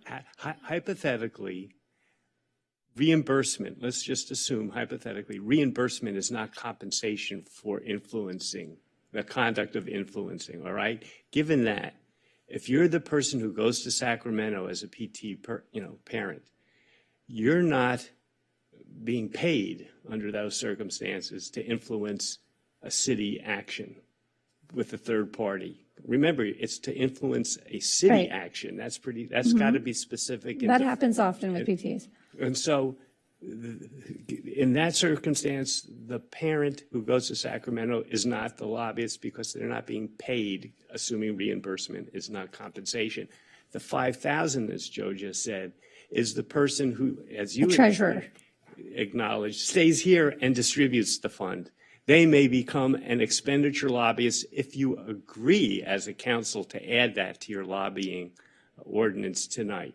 That's the option that we put in the staff report. So the treasurer in that position, if they wanted, would be excluded from going, because then that would be the treasurer of the PTA Council who's managing the $5,000 for lobbying is considered a lobbyist. You just said that. No, because they aren't directing. No, see, the point of this is Who is influencing? Right. I'm saying that person would not be able to go to Sacramento Safari if they also wanted to be on a board and commission. If they're managing the $5,000 Are they doing it for compensation or they're doing it for free? for free. Then guess what? They aren't. So can we make it super clear that this compensation piece that you're discussing, that does not include when you're being reimbursed? Because you were saying that was supposed to be in there and it's not in there. Reimbursement's different. If I can add something, reimbursement is different. We said that, but it's not in paid there. as a salary. So, for instance, I am a former lieutenant governor and president of Kiwanis, right? I am a trustee of Elks. I'm vice chair of the Salvation Army, et cetera, et cetera, et Get cetera. that, but it's not in None there. of those do I receive a cent of compensation, nor do I come to the city and ask for any funds. Right, but we're not talking about that. I want to be clear that it's, but wait, hold on, this is my time to speak and I want to finish. So can we be clear on this compensation versus reimbursement? Because earlier, the mayor mentioned yourself that it's not in there. And I look back, it's been 5 years, 6 years since we did it, but when I look back, we landed on this economic, I'm sorry, my mic is off. We landed on this individual who receives economic consideration because we believed at that time, and I think if you went back to the hearing, you would see it, and I think that City Attorney Seltzer has confirmed this, that a person who receives economic consideration is not the same as a reimbursement of expenses. You're getting paid to do this particular act as opposed to getting reimbursed your expenses. So we're confirming that. So it doesn't include volunteers who are simply getting reimbursed, volunteer board members who are just getting reimbursed, blah, blah. It includes anybody who is getting paid to basically advocate, right, for influencing the decision, for causing us to make a certain decision. And it doesn't include volunteers. We included the neighborhood groups, right? So I was troubled by this definition because I am now in my second campaign, my second initiative campaign, where we're paying people to collect signatures. But this exempts those people, right? Because it says, paying an organization who makes payment to distribute well, I thought it did, but it doesn't anymore. Who's managing? It was the last line on a different. It was on a different slide. That was the advocacy definition. It was the last. Oh, it was in the advocacy, but I was worried that then I would have to, Right. it doesn't apply, but that I would have to register as a lobbyist because You're managing the money. That's. I'm paying the money. I mean, this is it. I mean, it's a lot more than $5,000, but it doesn't apply to that activity, to collecting signatures. So, look, what this says is you can't pay other people to go out and be your megaphone, right?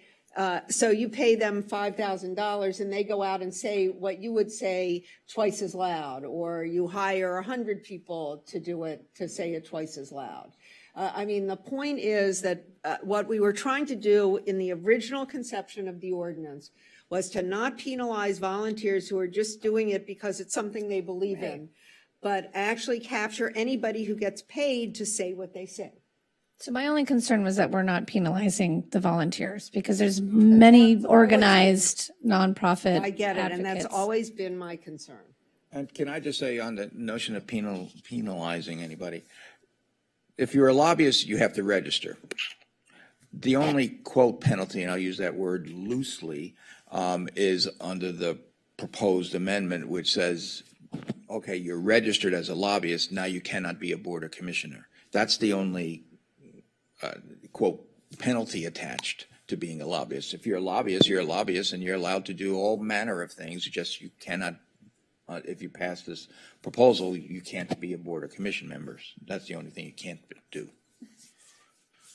And I'm looking at the original and we specifically recognized that that there are First Amendment rights involved, right? And that what we were trying to get is special interests who, and what we said, acting outside the public purview, these are the whereases, to privately influence decision makers. So not coming in here and speaking to us or sending us a letter that's part of the agenda packet, but people who go and take me to lunch and try to convince me to do something, right? And they aren't doing it just because they believe in it. They're doing it because somebody else is paying them to do it. And we see that all the time.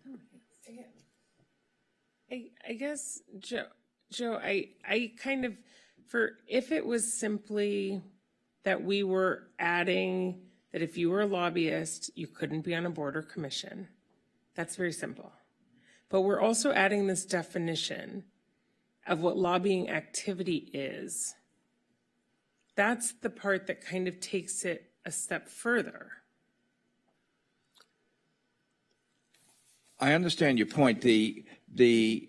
And in all honesty, the proposal before you is written the way it is because the direction was very specific to adopt the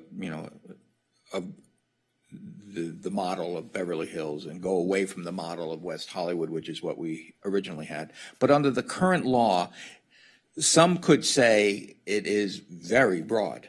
It is not doesn't have as many specific things, but it's very broad. It says that, again, you receive economic consideration on no minimum there, as an employee, representative, or contractor of a person or entity other than the city of Santa Monica for communicating with any official or employee of the city of Santa Monica, of the city, for the purpose of influencing city action. So that's a broad concept. Currently. But for the proposal kind of has a little more line items as to what is included in that, but they're not. But even they're not exclusive. It says they're not exclusive. It includes, but it's not limited to, these things. So the current law is pretty broad. This is attempts to actually give a little bit more definition to what's included, but is not really intended for the most part to expand it, but it does have some expansions. For instance, it includes, are you trying to influence or makes clear, are you influencing a third party, trying to influence a third party to affect Santa Monica policy? That's captured. I guess the inclusion of the updated definition for lobbying activity, I think expands it so much that we're going to have significantly more people that may have to register as lobbyists. Because, well, I actually think it was broader before. Yeah, this would actually narrow it, make it easier.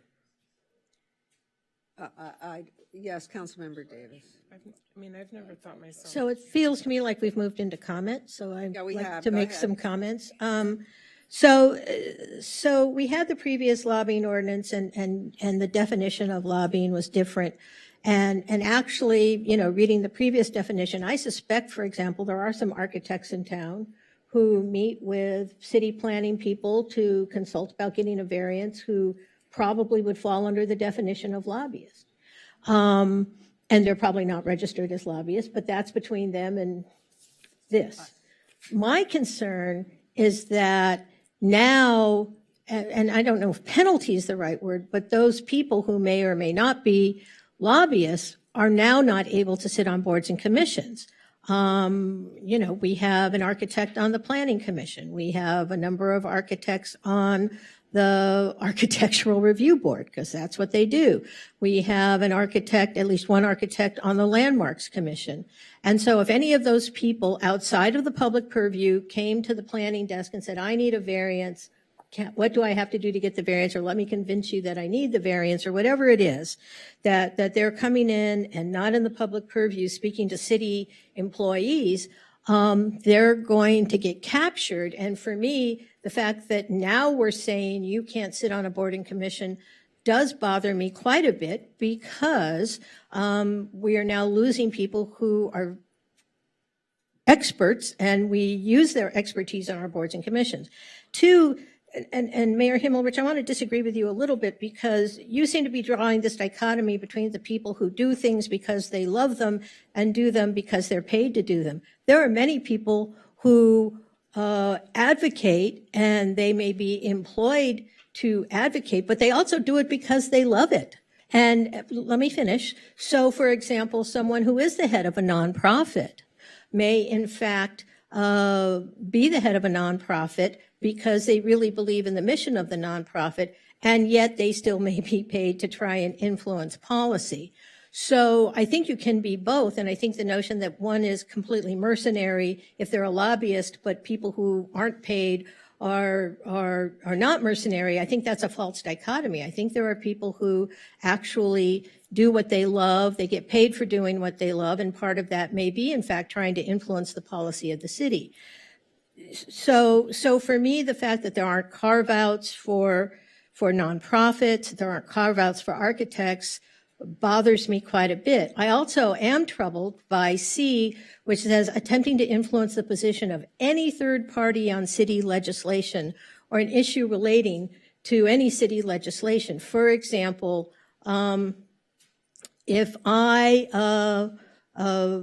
call up, well, maybe I'm a bad example, but if somebody were to call up just a random person, and they're employed by a nonprofit, let's say it's a nonprofit that works with homelessness, but they call up some of their friends and say, there's this really bad proposed ordinance at City Council. I think you should call in and say, that's a really bad ordinance.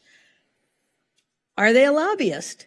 And with all due respect to Mr. Lawrence and Mr. Seltzer, you kind of get this, well, it sort of depends on the facts. And so while I appreciate Council Member Brock's desire for a clean and simple ordinance, I'm not sure this is it. And that troubles me quite a bit, because even if the previous lobbying ordinance was broader or more vague or more ambiguous, the only implication was, well, then you got caught in the you didn't register as a lobbyist. And as I said, that's between you and the enforcement mechanism. But now people are going to be ineligible to serve on boards and commissions.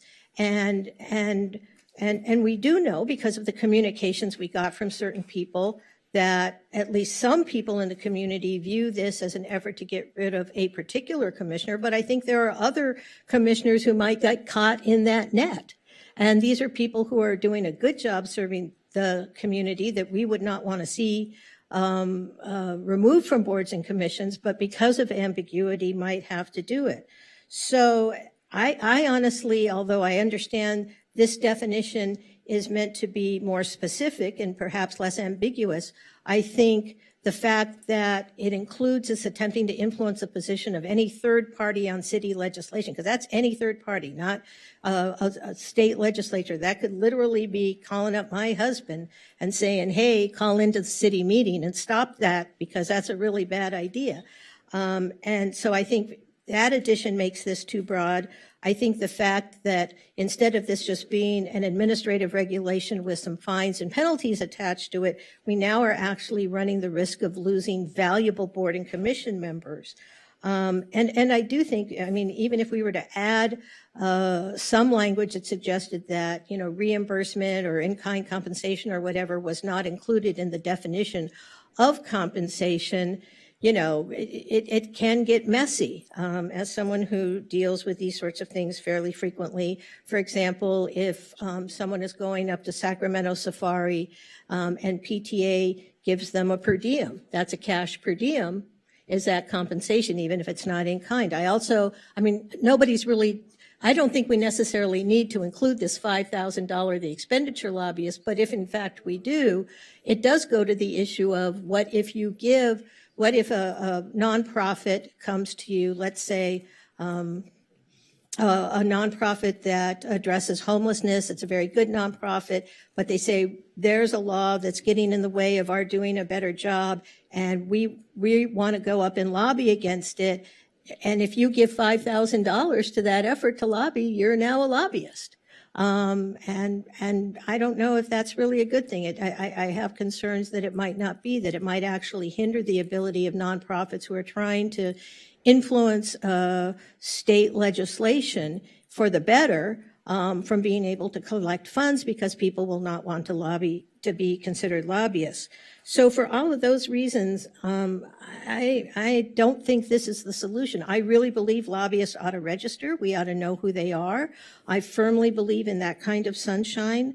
But until we can get something that isn't going to inadvertently capture a lot of people and force them to register as lobbyists, but more importantly, prohibit them from serving on boards and commissions. And yes, there are, I'm sure out of our 93,000 people, there are people who definitely would not be a lobbyist. But the fact of the matter is that, for example, tonight we didn't have any applications for the Disabilities Commission. We had 7 applications for the Urban Forest Task Force for 7 open positions. So it's not as if all 93,000 people in the city are willing to serve on boards and commissions, and I certainly understand that. So the fact that we might actually lose not only people that we can't replace simply with warm bodies, for lack of a better term, but that we might be losing some very significant expertise, people who know what they're talking about, people who bring a level of understanding. And even if it is, I mean, this does not limit you to serving on a board and commission that it was within your lobbying purview. So, for example, Councilmember Davis, I'm sorry to interrupt. Yeah.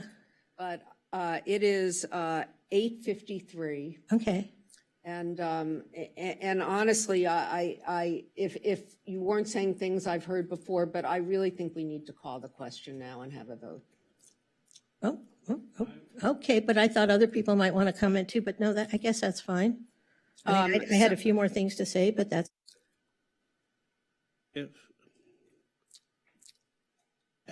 I believe in this ordinance thoroughly. And I'm surprised that if $5,000 annual expenditures is good enough for Beverly Hills, Long Beach, Berkeley, many other cities in California, it doesn't seem that it would be good enough here. It seems sort of confusing, and maybe we have more influence of lobbyists than we should have. But in the interest of time management and the fact that the mayor has to leave in 5 minutes, I asked that I make a motion to table this issue and to have the city attorneys review and come back with possible clarity in what was discussed tonight at another time. Because I honestly don't think we're going to come to a vote in the next 5 minutes that will be. Well, I was going to make a motion that we call the question and move that we vote on this now. I'm not sure. We haven't had a time. I don't think, yeah. Okay. We'll come back. No, I don't want to table either, but I know that time is of the essence, No, I'm and leaving right leaving. now. Yeah, she's leaving. But you just won't have my vote, that's all. Yeah, we'll wait. That's where tabling it. No, go ahead, make the motion. so Mayor Pro Tem, I'm making the motion to table. I'll second. Second. So we have a motion and a second to table this discussion, considering Mayor Himmelrich is not able to participate in the remainder of the discussion. Can I just ask a clarifying question? So is the idea that you're expecting this to come back in its current form, or I got the sense that you asked the city attorney to consider some of the conversation? You are right, because what I can see is we've gotten so convoluted. And I think I hear what you're saying, Council Member. I hear what Council Member Negretti's saying. I want it to come back simple enough that it's very easy to understand, and it seems like we've gone down several different rabbit holes. And I think, as I said, I personally believe this ordinance is necessary. It's simple, it's clean. It's as clean as a sunflower on that table. It should be simple. However, it's not right now, and we can't really rush this discussion. So I would prefer it be tabled. Is that okay? Yeah, I just wanted to make sure, but you're directing, part of the motion then is to direct the city attorney to take into account the conversation we've had this evening. Absolutely. And address some of the issues that were raised. Is that correct? Absolutely. Okay, that's fine. That's just what I was trying to clarify, because it wasn't expressly in the motion, so I wanted to make that. Attorney Lawrence, I have a question. Yeah, I want it to be clean and simpler, and still cover the things we should cover. And I don't think we're on a strict timeline as to when it needs to come back. We've been 8 months already. So Attorney Lawrence, my question is, this will come back as a first reading, correct? Yes. And you have notes of everything? We have enough, yes. But of course, never mind. You want us to give you more notes? I think we should leave it open in the motion for those council members that didn't get a chance to give input to just communicate directly with the city attorney. Any ideas or suggestions? Okay, does anyone have any additional comments or suggestions they'd like to give to the city attorney? And I just to confirm with our city attorney, plural, that we're good with this. Like, this is. We're very good. Okay. Y'all were on board with the tabling. Yeah. Can we take a Because we vote don't on- have a full council to vote on this. Okay. Anybody else have suggestions or anything they'd like? We have a motion. Okay, well, I know. And but we have a I'm second. Trying to respect the seconder's request that other council members. He was for later. He was for next time. Okay, direction after the vote. Got it. Okay. Yep, Councilmember Para. No, I just agree with what Councilmember Negrete said. I think the language, and I spoke to Joe, I think that it needs to be, I mean, if we didn't understand it, sorry, I think that the language needs to be a lot clearer, and so that there is a better understanding of what the intent is in the definition in the ordinance.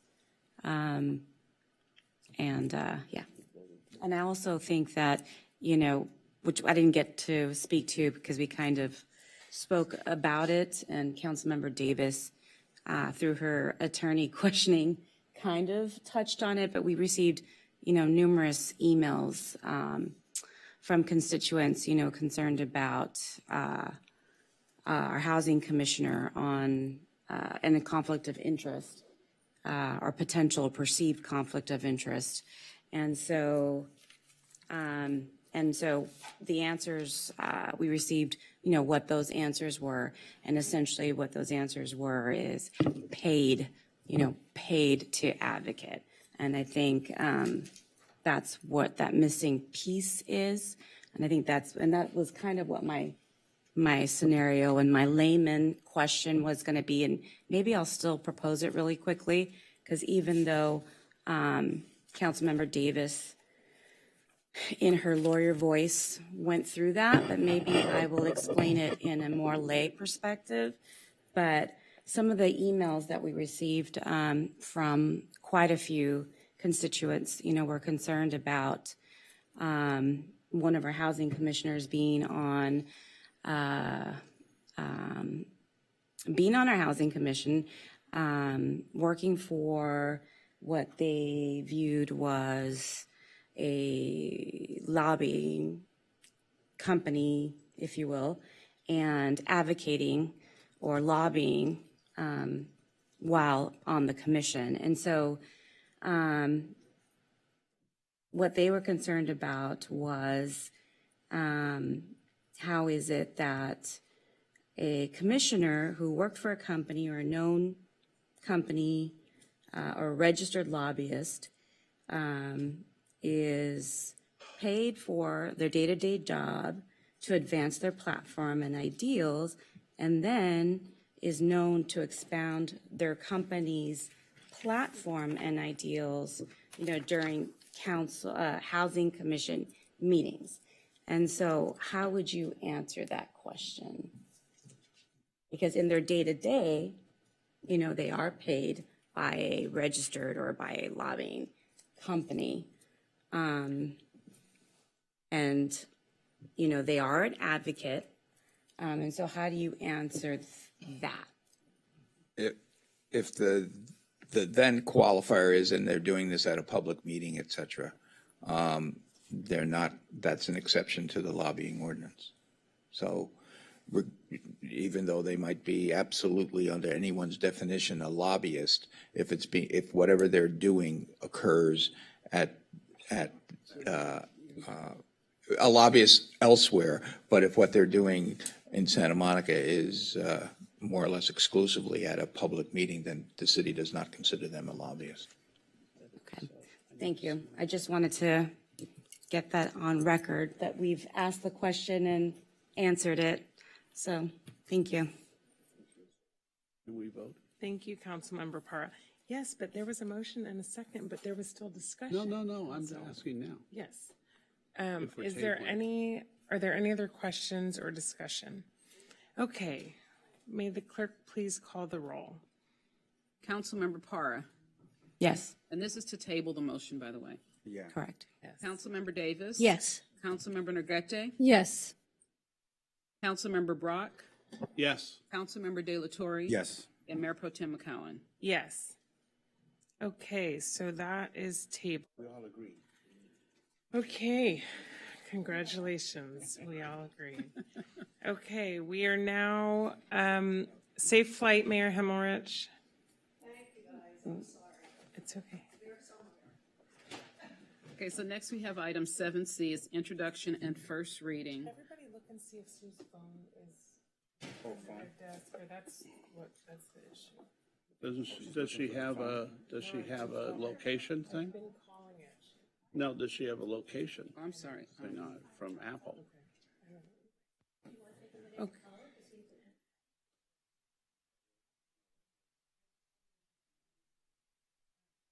Okay, we are now on item 7C. So 7C is introduction and first reading of an ordinance modifying Santa Monica Municipal Code 7.12.170 to add water recycling requirements. And give me a second, Sonny. Okay, so the phone lines are open for this item. And do we have a staff report? Yes. Yes. Good evening, everyone. Good evening, Mayor Pro Tem, council members. I'm Sonny Wang, the city's water resource manager. For once tonight, you don't have to hear from me. I'm just here to introduce our process engineer, Alex Waite. He's been with the city since last summer, so not even a year yet. So he's presenting the item tonight. All right. Good evening, council. Good evening, Mayor Pro Tem. It's a shame that Mayor Himmelrich isn't here, but that's okay. So tonight, I'm really honored to present to you for a first reading of an ordinance to modify Santa Monica Municipal Code 7.12.170 to add water recycling requirements. And I want to make sure I know how to work this. Perfect. Okay. Okay, so for tonight, we're going to go over the Sustainable Water Infrastructure Project, or SWIP, and the importance of the advanced treated recycled water to the city. Also providing an overview of the recycled water ordinance itself, as well as the supplemental guidelines. And then finally, a cost impacts analysis that city staff prepared looking at the impact to developments to implement recycled water. Okay, so The Sustainable Water Infrastructure Project, or SWIP, is approximately 80% complete. And so we have some pictures here showing the different treatment processes. On the left-hand side, you can see the ultraviolet advanced oxidation process in the foreground with the reverse osmosis process in the background. That middle picture is the chemical bulk storage and metering system. And that picture on the right-hand side is the aeration system. All right. So the importance of SWIP's recycled water. So SWIP is a key component of the 2018 Sustainable Water Master Plan. The water produced from SWIP would account for approximately 10% of the city's potable water supply and offsetting that imported water that's coming in. And so the permitting and the finalization for this project would really be a key implementation to getting the city towards self-sufficiency and sustainability. Second, this water is a drought-resilient water supply. So as many of you are aware, the Southwest is in the largest mega drought in history, and we are facing pretty stark water conservation issues throughout California. It's actually gotten so bad that the Metropolitan Water District in December actually issued a 0% state water project allocation. So the importance on local water supplies is becoming more and more relevant. And finally, the recycled water that SWIP would produce is actually in alignment with the California Water Code that mentions that water should be used for recycle purposes as much as possible to offset those puddle supplies to meet all beneficial uses. Let's see, I'll leave that there. In terms of the permitting requirements for SWIP, so a permit for the non-potable reuse applications from SWIP has already been provided by the California Regional Water Quality Control Board. And so the city has already completed many of the requirements of this permitting process. One of the last pieces is the adoption of enforceable rules and regulations, which is why we're here tonight. Okay, so now jumping into the meat of the ordinance itself. Again, I want to show some pretty pictures here showing the construction process. So this is actually the Civic Center stormwater harvesting tank that's located right next to the treatment plant. And on the left is the tank without the roof installed on top. In the middle is actually from the inside of the tank before we tested it with water. And you can see the scale of this is 1.5 million gallons. You can see the construction worker right there. So this is a pretty big tank. And then on the right-hand side is actually testing it with water and make sure there aren't any leaks. And, you know, it was good. There weren't any leaks. Okay, so jumping into the meat of the ordinance. So we want to start off with some of the really important definitions here. So first off is the definition of non-potable recycled water applications. The water produced from SWIP is actually made for the most beneficial uses possible as approved by the California Code of Regulations Title 22. And so this includes surface irrigation and dual plumbing applications. So surface irrigation includes, you know, for your lawn, for surface irrigation, also for decorative fountains. And then for like the dual plumbing applications, that includes for toilet flushing, urinal flushing, cooling towers, other industrial purposes. One of the other key definitions is the definition of new development. So new development within the context of this ordinance is any new structure with any plumbing fixtures, cooling towers, and or a new, enlarged, or relocated irrigation system, pond, or water feature. And so those new developments that as of January 1st, 2023, that are located within the recycled water service area and include a total floor area of 7,500 square feet or more would be required to implement recycled water services for all applicable applications within the surface irrigation or dual plumbing applications categories. And so here's a map of the recycled water service area. And so you see in this map is in the dark purple line is the extent of the existing recycled water distribution system. And then in the lighter pink purple area is the extent of the recycled water service area.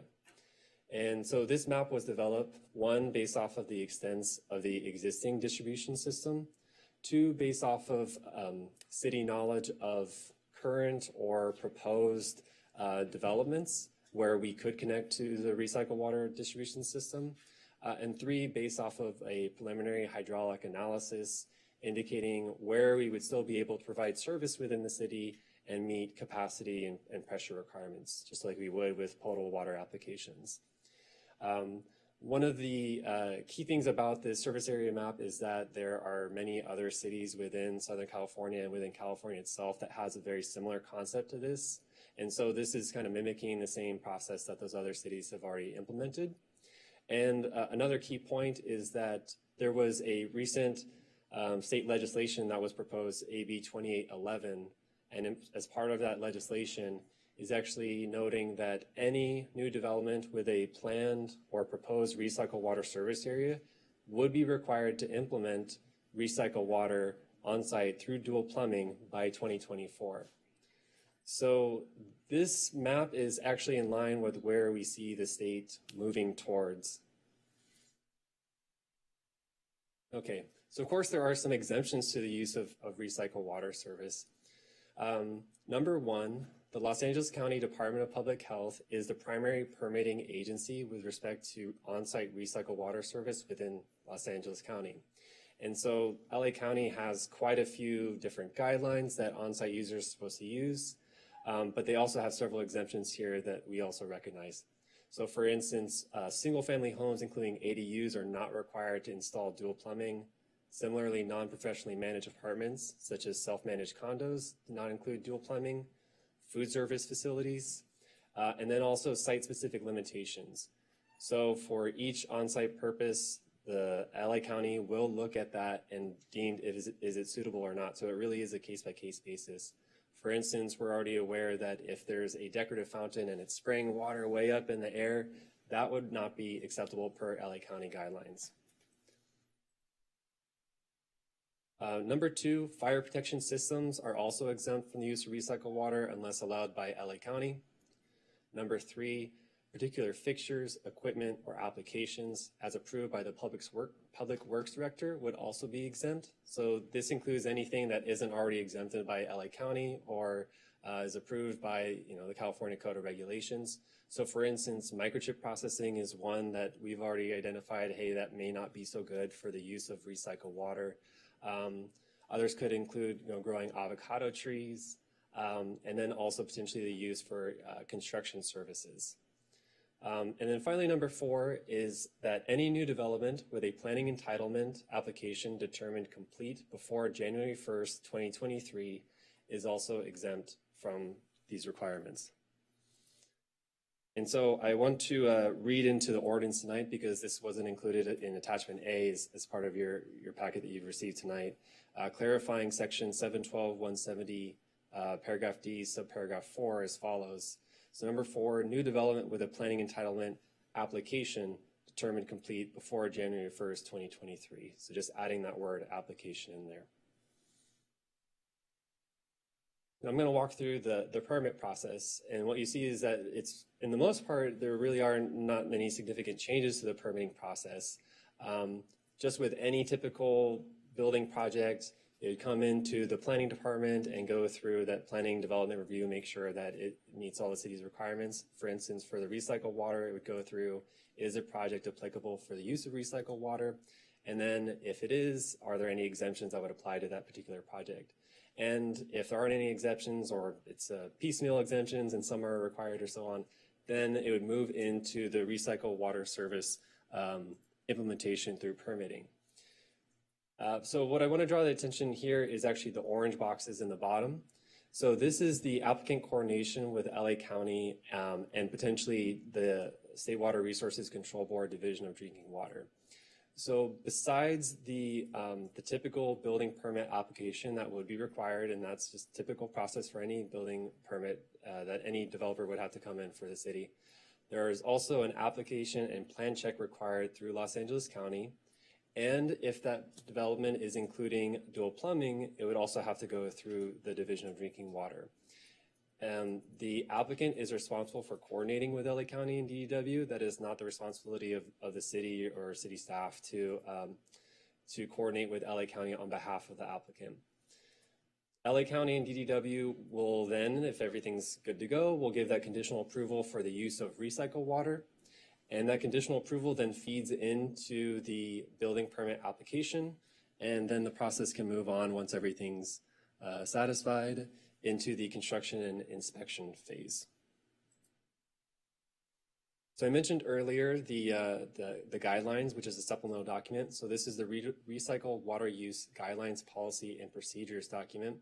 And what this document is really a technical guidelines to guide the applicant through the process and those engineering controls that are required for the cross-connection prevention, the different monitoring and inspection requirements, as well as the recycle water site supervisor and users' responsibilities. And so this this document is a living document that would be updated regularly by city staff and would be available on the city website for anyone to review. So finally, I want to go into the cost impact to the developments. So city staff prepared a preliminary cost assessment looking at those capital cost impacts for potential developments to add recycled water.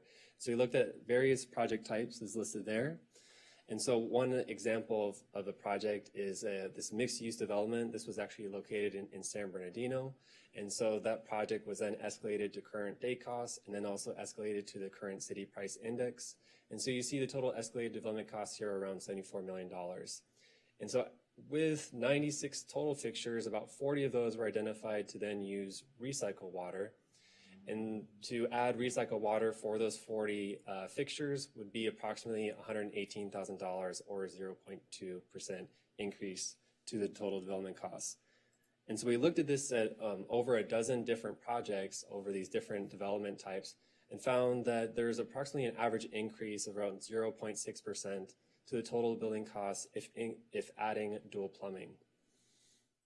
And so in summary, for a new development to add dual plumbing, there's approximately an average increase of $3.50 per square foot and average less than 1% increase to the total development costs.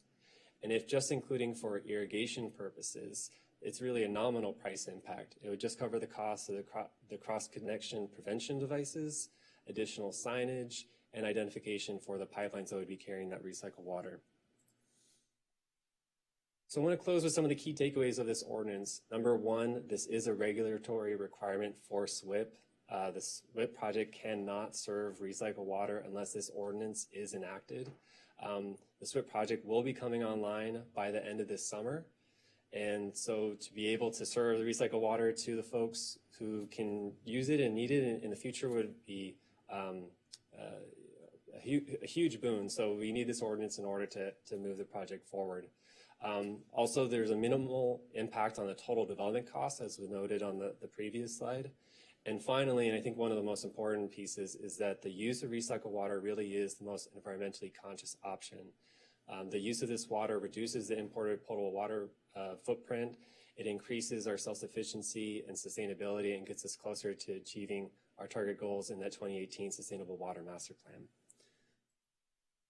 I'm closing with a recommendation to introduce your first reading, an ordinance modifying Santa Monica Municipal Code, Section 12-170, to add recycling requirements.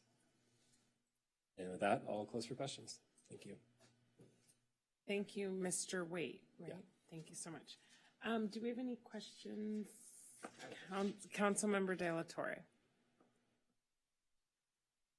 Thank you very much for your presentation. And it's great, that the city of Santa Monica is moving in this direction, for water self-sufficiency, conservation, and so forth. So I'm sure everybody on this council supports moving in this direction. But, I do have a couple of questions and definitely one concern that I want to express, see if we can mitigate some of that. But there was something about an ADU. So somebody's trying to build an ADU. And that's completely exempted, whether is it exempted in all circumstances that they're trying to build an ADU, or is it just in certain circumstances? So in terms of building the ADU, that would be exempt from installing dual plumbing applications, according to LA County. Surface irrigation applications would still be relevant. So if the ADU is over 7,500 square feet, then that would incur the applicability clause of this ordinance. Okay, so the 7,500 square feet. Right. So if you have an ADU that's massive, then that would be it. Explain to me what dual plumbing means. Sure. So dual plumbing is the addition of a separate plumbing system within the development to carry recycled water that is completely separated from your potable water supply. So you would have two pipes running within the wall. One would be for your hand sink or, for your showers. And the second one would be for your toilet flushing, for your urinals, if, you have a cooling tower or something like that. Okay.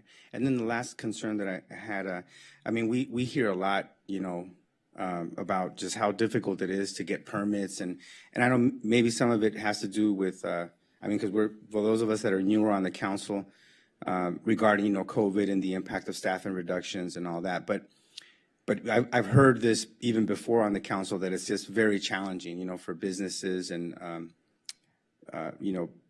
just property owners, to go through the permitting process.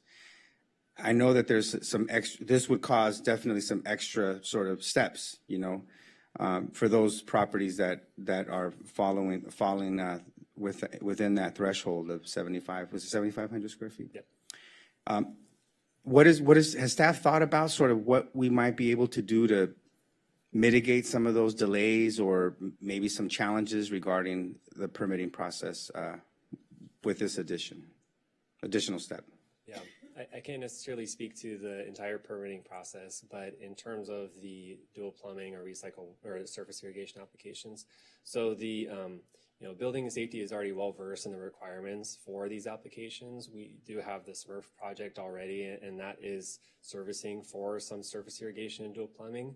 And so that is a requirement that's already met through the California Plumbing Code, and any developer would have to meet those requirements.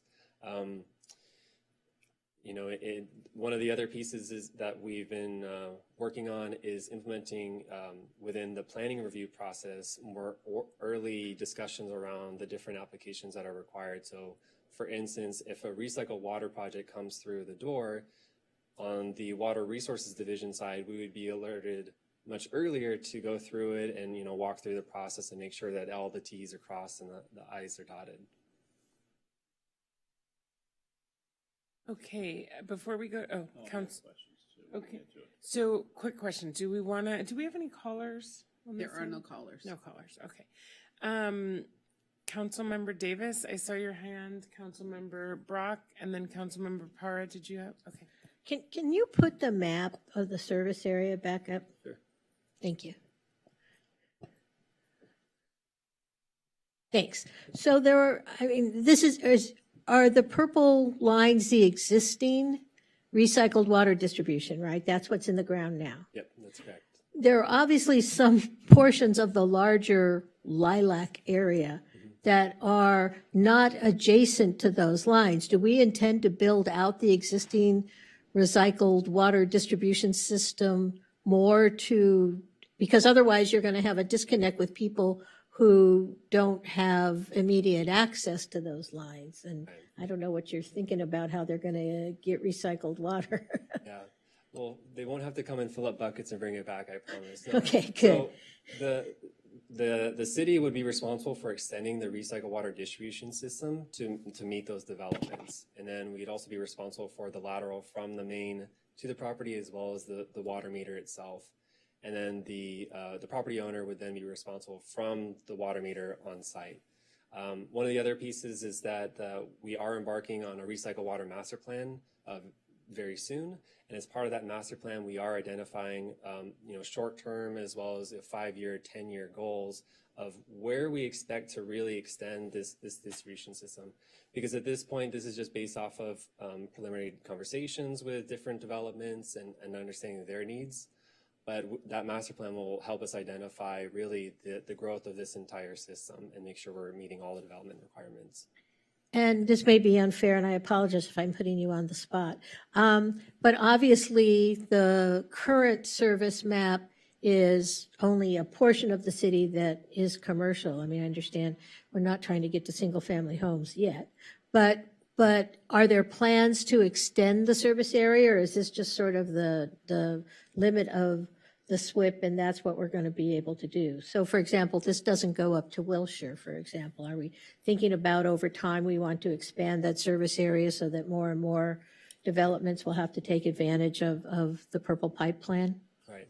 So that is a part of the Recycle Water Master Plan to identify how much farther we can go based off of the existing, pump stations that are included within the SWIP, within the SMRF to actually get water to those destinations. There are limits to it. So as part of that preliminary hydraulic analysis, we identified that we just can't push water that much farther at this point without really doing some further analysis. This map will be updated on an ongoing basis. So, as we extend the main, we'll look at, do we need to extend the area a little bit more? Can we extend the area more? And, that will be updated as soon as we extend the line. And then I think you mentioned that the SWIP was about 80% complete. Do we have a target date for when it'll be 100% complete? You may have said that and I just missed it. I apologize. So the 100% completion, I believe, is June approximately. So we're in the startup and commissioning phase, and we'll go into acceptance testing pretty soon. And so we plan to have recycled water available for current users by late summer. Oh, okay. And we're pretty confident about that because obviously this kicks in the 1st of January 1, 2023, and I'd hate to put people in the uncomfortable bind if you have to use recycled water, but guess what? We don't have any. and that's exactly why we set it as January 1st, 2023, to give, one, that initial buffer so that developers are aware, applicants are aware, hey, this is coming, and second, it's that we will have water available by that date. And my last question is, so obviously, you showed that the cost of doing a dual pipe system and dual fixture systems marginal, which is good to know.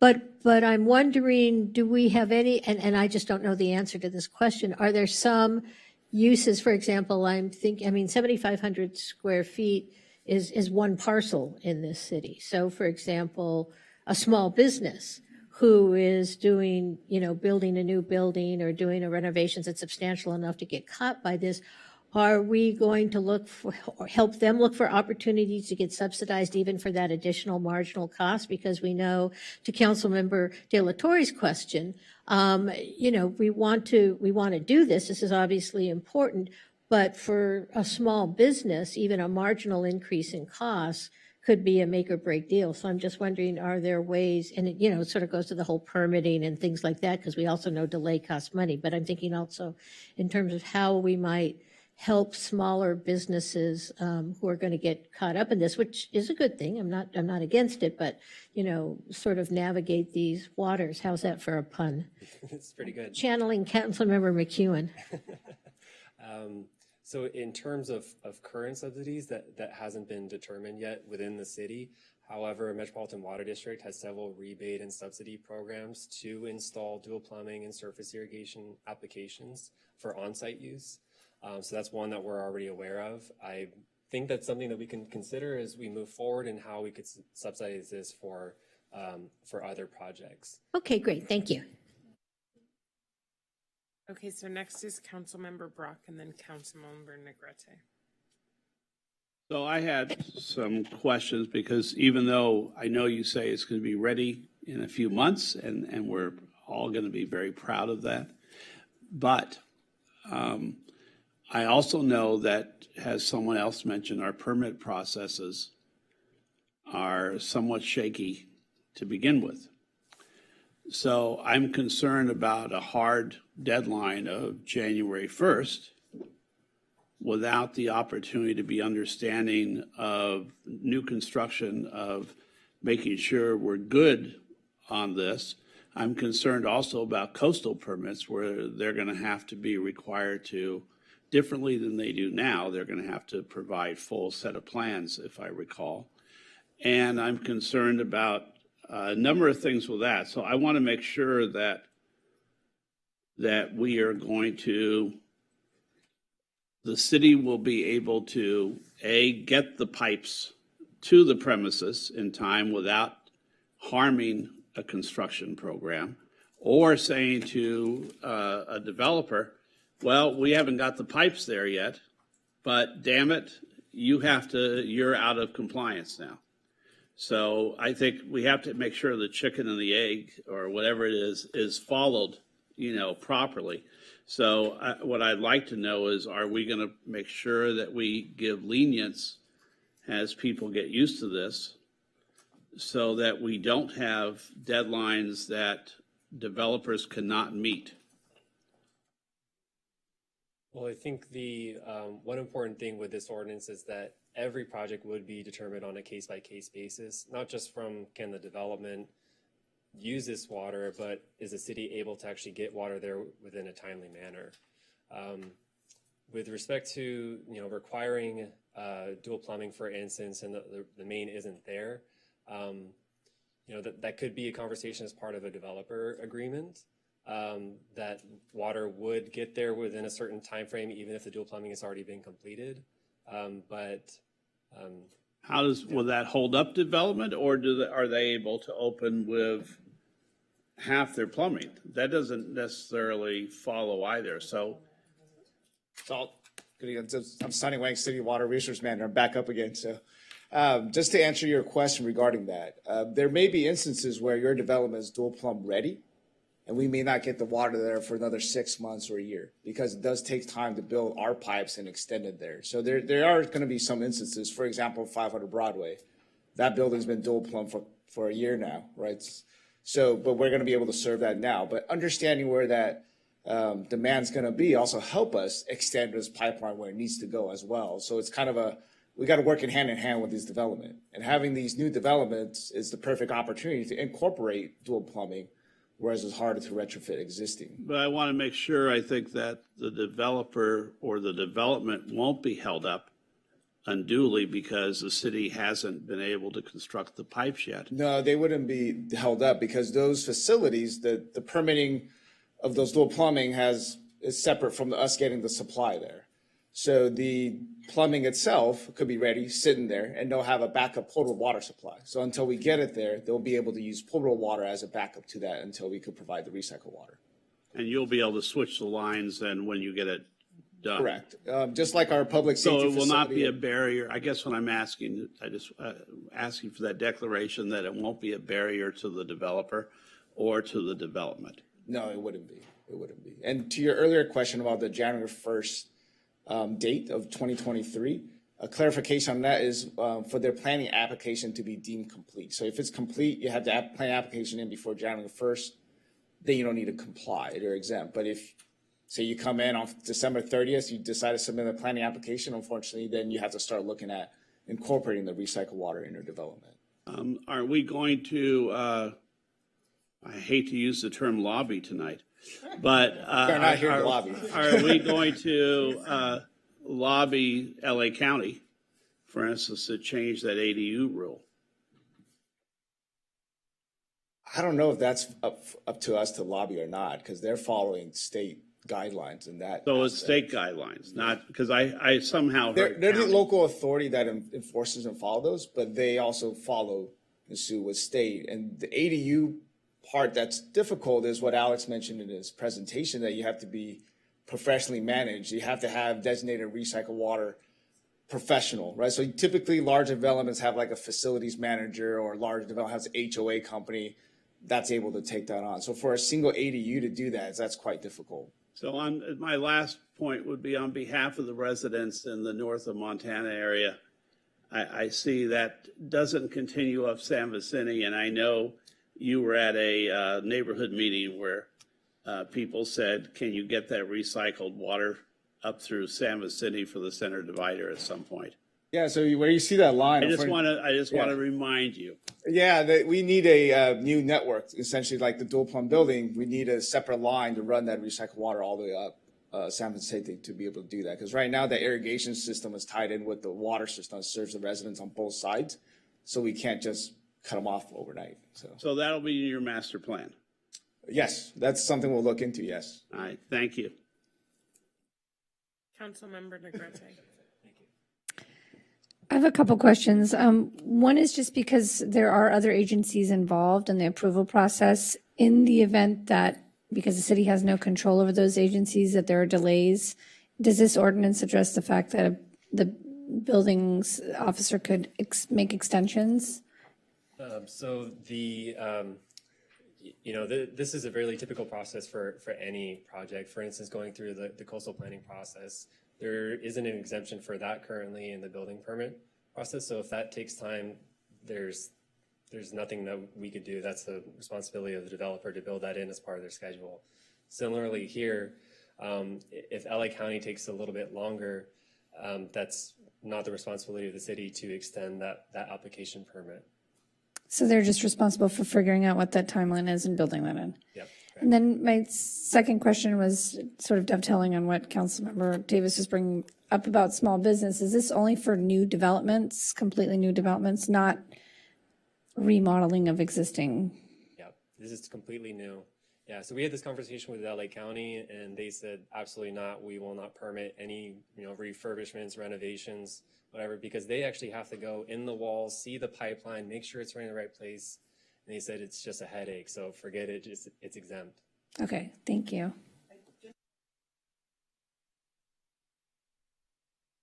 I also wanted to point out that in the building code, there's already like a 6-month grace period, so there is some of that built in already. And the building official has the ability to extend. Are there any other questions? Okay, I just have a quick one. So I just want to confirm that the section E4, sorry, D4, that's supposed to read new development with a planning entitlement application determined. Okay, and are we by any chance going to see any of those updated, like the updated language, or no? I just have to keep track in my head because sometimes they'll like pop up the ordinance with like the red line. I just want to make sure. I think that that application underline is the word that's going to be added.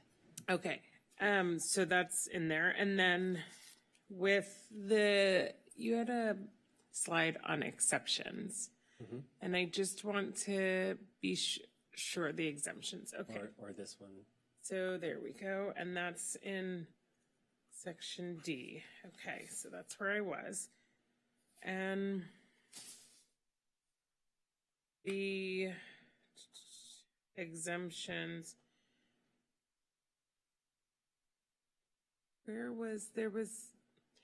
Did you have something, was there a second part to these exemptions? Yes, 1 second. Okay.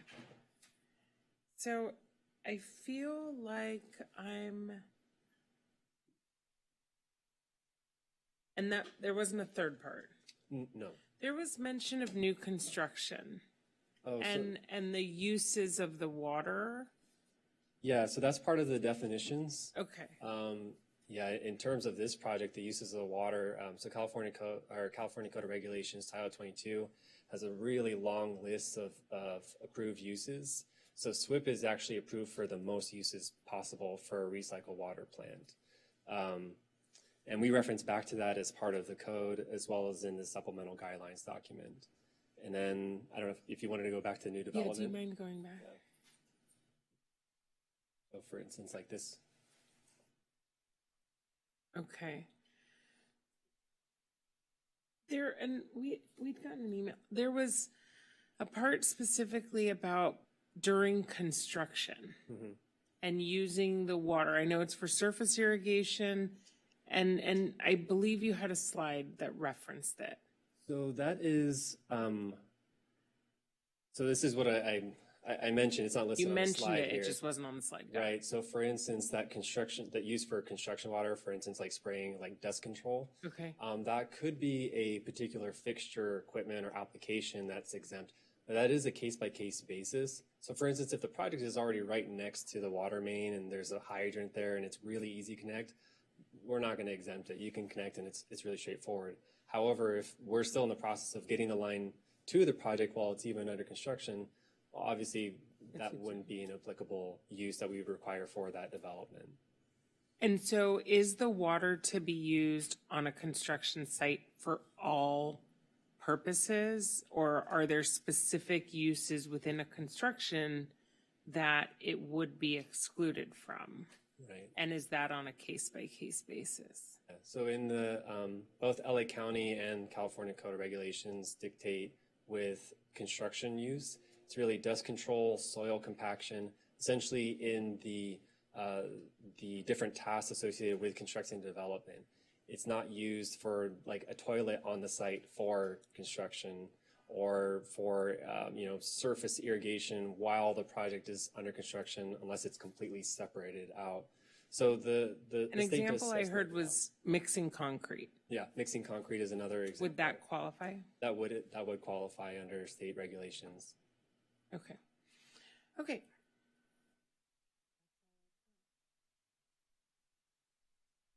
Anyone else? Any discussion? I'd like to move approval. Second. Motion by Brock, second by Negrete. If there's no discussion, can we have a roll call vote? Thank you, Mr. Wade. Thank you. Okay, so the motion was by Brock and then Negrete. Correct. Councilmember De La Torre. Yes. Councilmember Brock. Yes. Councilmember Negrete. Yes. Councilmember Davis. Yes. Councilmember Parra.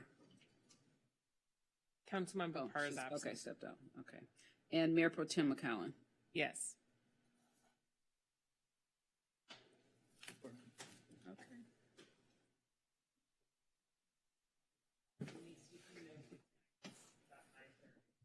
Okay.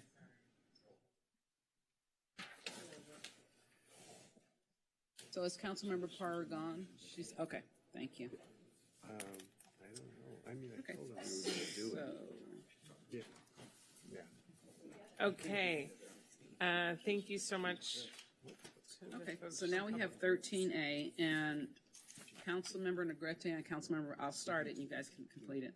So it's a request of Councilmember Brock and Councilmember Negrete that Santa Monica City Council fully condemns the unprovoked invasion of Ukraine by the Russian government and their dictator, Vladimir Putin. This is not an invasion by the Russian people. It is accumulation of a years-long harassment by a dictatorial tyrant of a border nation whose people have their own culture and language, and it is reminiscent of the power grabbing that initiated the horrific events of World War II. Turn it up.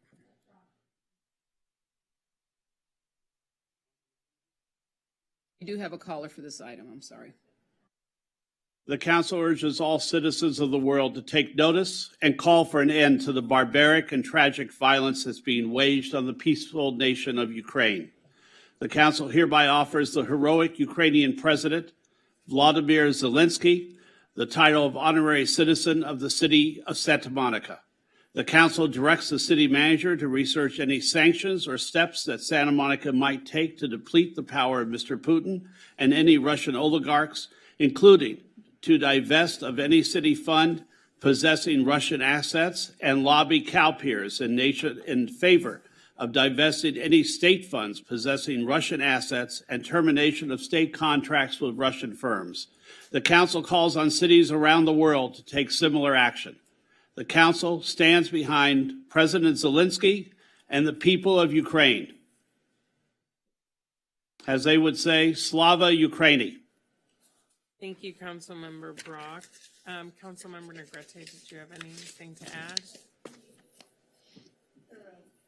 Okay. And we do have a caller. Okay, let's go to our caller.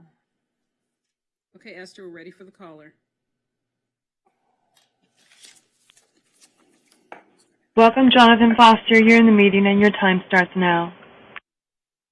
Hi, Jonathan Foster. I was on 3rd Street as a performer, and they had their whole Ukrainian protest march out there. It was kind of nice people. I had respelled Vladimir Putin's name as P-O-O-P-T-O-N, Poop-ton. Vladimir Poop-ton. It's a different way to call him, the piece of, you know what that other word is. So thanks for doing this. Yeah, I've never been happy with Vladimir Putin. However, war is a very strange thing to me. You know, I've come out of a family with 63 straight consecutive years of service to the United States military. I grew up in this concept. Being part Choctaw Native American, you know, the invasion that goes on, I've always wondered, you know, who did the Native Americans call? And war has been going on all the time. It's still distressing to see this, and I definitely do stand with the people in Ukraine, because in today, in 2022, with all the connection, the internet, the satellites, everything that we know is going on out there, I mean, for anybody to be invading, hurting people, blowing people up, even right here in LA, stabbings, stealings, theft, and things. I mean, it's so petty. It doesn't matter where it's going on, right? Russia or right here in LA or Santa Monica. It's petty to hurt one another. So thank you for doing this. I'm going to go. Thank you. Thank you, Mr. Foster. Are there any other callers? No, I believe he was our only caller. Can I add one thing? Councilmember Brock. I just wanted to, I've been looking at the beautiful bouquet of sunflowers that was donated by the Will Rogers Learning Community tonight to our meeting. And the sunflower is the national flower of Ukraine. They need every great thought that we can possibly give them. And I hope that all of you in your own way will find ways to help the people of Ukraine overcome the great disaster that is befalling them. That's it. Councilmember De La Torre. Yes, unfortunately, I have an adjournment. Wait, No, we're not. We haven't voted. Okay. Oh, we're We're still going. Anybody else? Okay. I'm going to make a motion. I'll second. Motion by Negrete, seconded by Brock. Can we have a roll call vote? Councilmember Davis, Yes. Councilmember Negrete, Yes. Councilmember Brock, Emphatically, yes. Councilmember De La Torre, Yes.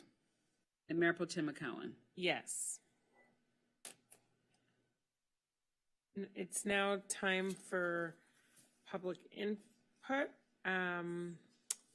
Clerk? The Public lines are input, open. yeah, public comment. Public comment is permitted only on items not on the agenda that are within the subject matter jurisdiction of the city. State law prohibits the city council from taking any action on items not listed on the agenda, including issues raised under this agenda item. And we do have a caller. Esther, we're ready for the caller. Welcome to Denise Barton. You're in the meeting and your time starts now. Good evening. Let's go back to the 13th item to remove Lorna Kamner from the Housing Commission at the February 22nd, 2022 City Council meeting. Beginning with how Gleam Davis was offended by the action.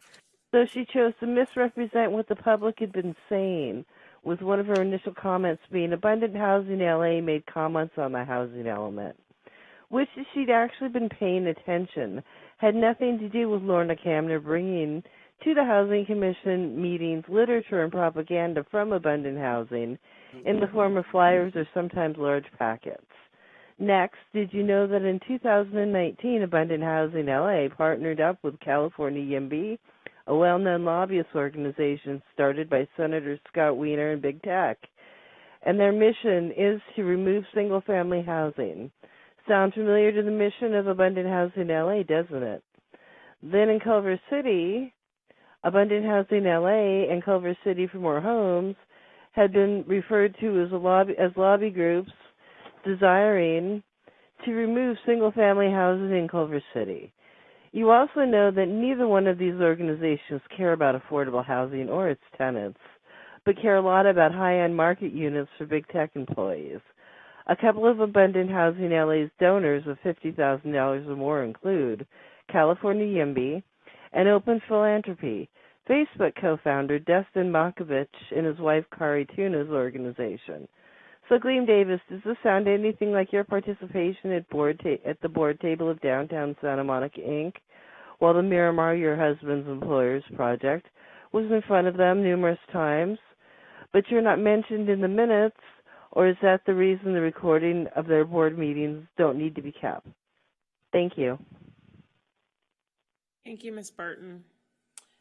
We have Councilmember De La Torre has an adjournment. What? Oh, I'm sorry, we have one callers. speaker. Oh, okay. Great. Welcome, Jonathan. Welcome, Jonathan Foster. You're in the meeting, and your time starts now. Hi, Jonathan Foster. I was calling back to have put forward some comments about observing the council, and I sometimes wonder if it should just be two people running Santa Monica, Denise Anderson, Warren, and Mr. Lawrence, because the rest of you, it seemed like you always have to ask one of the two of them which way to go. I figured, why don't we just have them run the city, because the seven of you don't know really what's going on. You have so many questions to ask these people that actually know something. And I wondered, why isn't the council full of people that actually know something? Well, what government is like this? Everybody that gets elected doesn't know anything. They always have to ask somebody who knows something. It's mind-boggling. No wonder we're having so many problems. Things that you can't control or I can't control also dictate what you can get done. It's quite distressing that I'm not going to, at this time, to be able to speak about Promenade 3.0 and all the problems that go on out there that I'll probably never be able to address or take care of or get compensated for. But this place has hurt many people out there, including myself. So it's too bad I won't be able to get to this meeting. Hopefully God gets us onto another meeting in 2 weeks, because I have more to say. But I see the Umbridge mayor is gone. I hope she's okay. So take care, guys. Talk to you in a few weeks. Thank you, Mr. Foster. Have another caller. And we have another caller. Welcome, Harvey Etter. You're in the meeting. Thank you. Good evening. My name's Harvey Etter. I'm talking for myself and for the Public Solar Power Coalition that I'm director and founder of over 40, 50 years. I've been homeless on and off for a long time, including in this town. And I've been on and off Section 8 for a long time. I got disabled, got hurt working a couple of times anyway. I'm outraged about this new law the governor's proposing and that the mayor of LA is supporting about taking people's rights and putting them into conservatorships if they got mental diagnosis or, substance abuse and all this. People got rights, and this stuff is outrageous. Maybe he wants to be president. Well, don't do it on bodies. And I'm talking about bodies. Probably 30-40% of police killings are people that got psych diagnosis, etc. All right? Home ownership. Section 8's had it on the books for 20 years. We tried to get it here, and nothing. The city of LA, the county's doing nothing. And that little programs, it's happening around the country. Okay?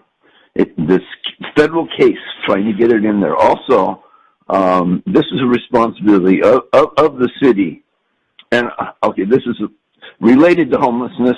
About 5-6 years ago, I had my ID taken away by the police here in town. I had to go to a watch commander. I had to take everything out of my pocket and jump over. I said, there's a black cop there with a white cop. And she was pretty and she saw the whole thing. They sent me back my ID 2-3 weeks later in envelopes with nothing. That's outrageous. I found out now I'm in a program. I go to Step Up. I've been going there on and off for 30 years. And Exodus. In Exodus, they got 3 people. I'm not black. 3 black people had their IDs go off. Okay? This is outrageous. Thank you, Mr. Etter.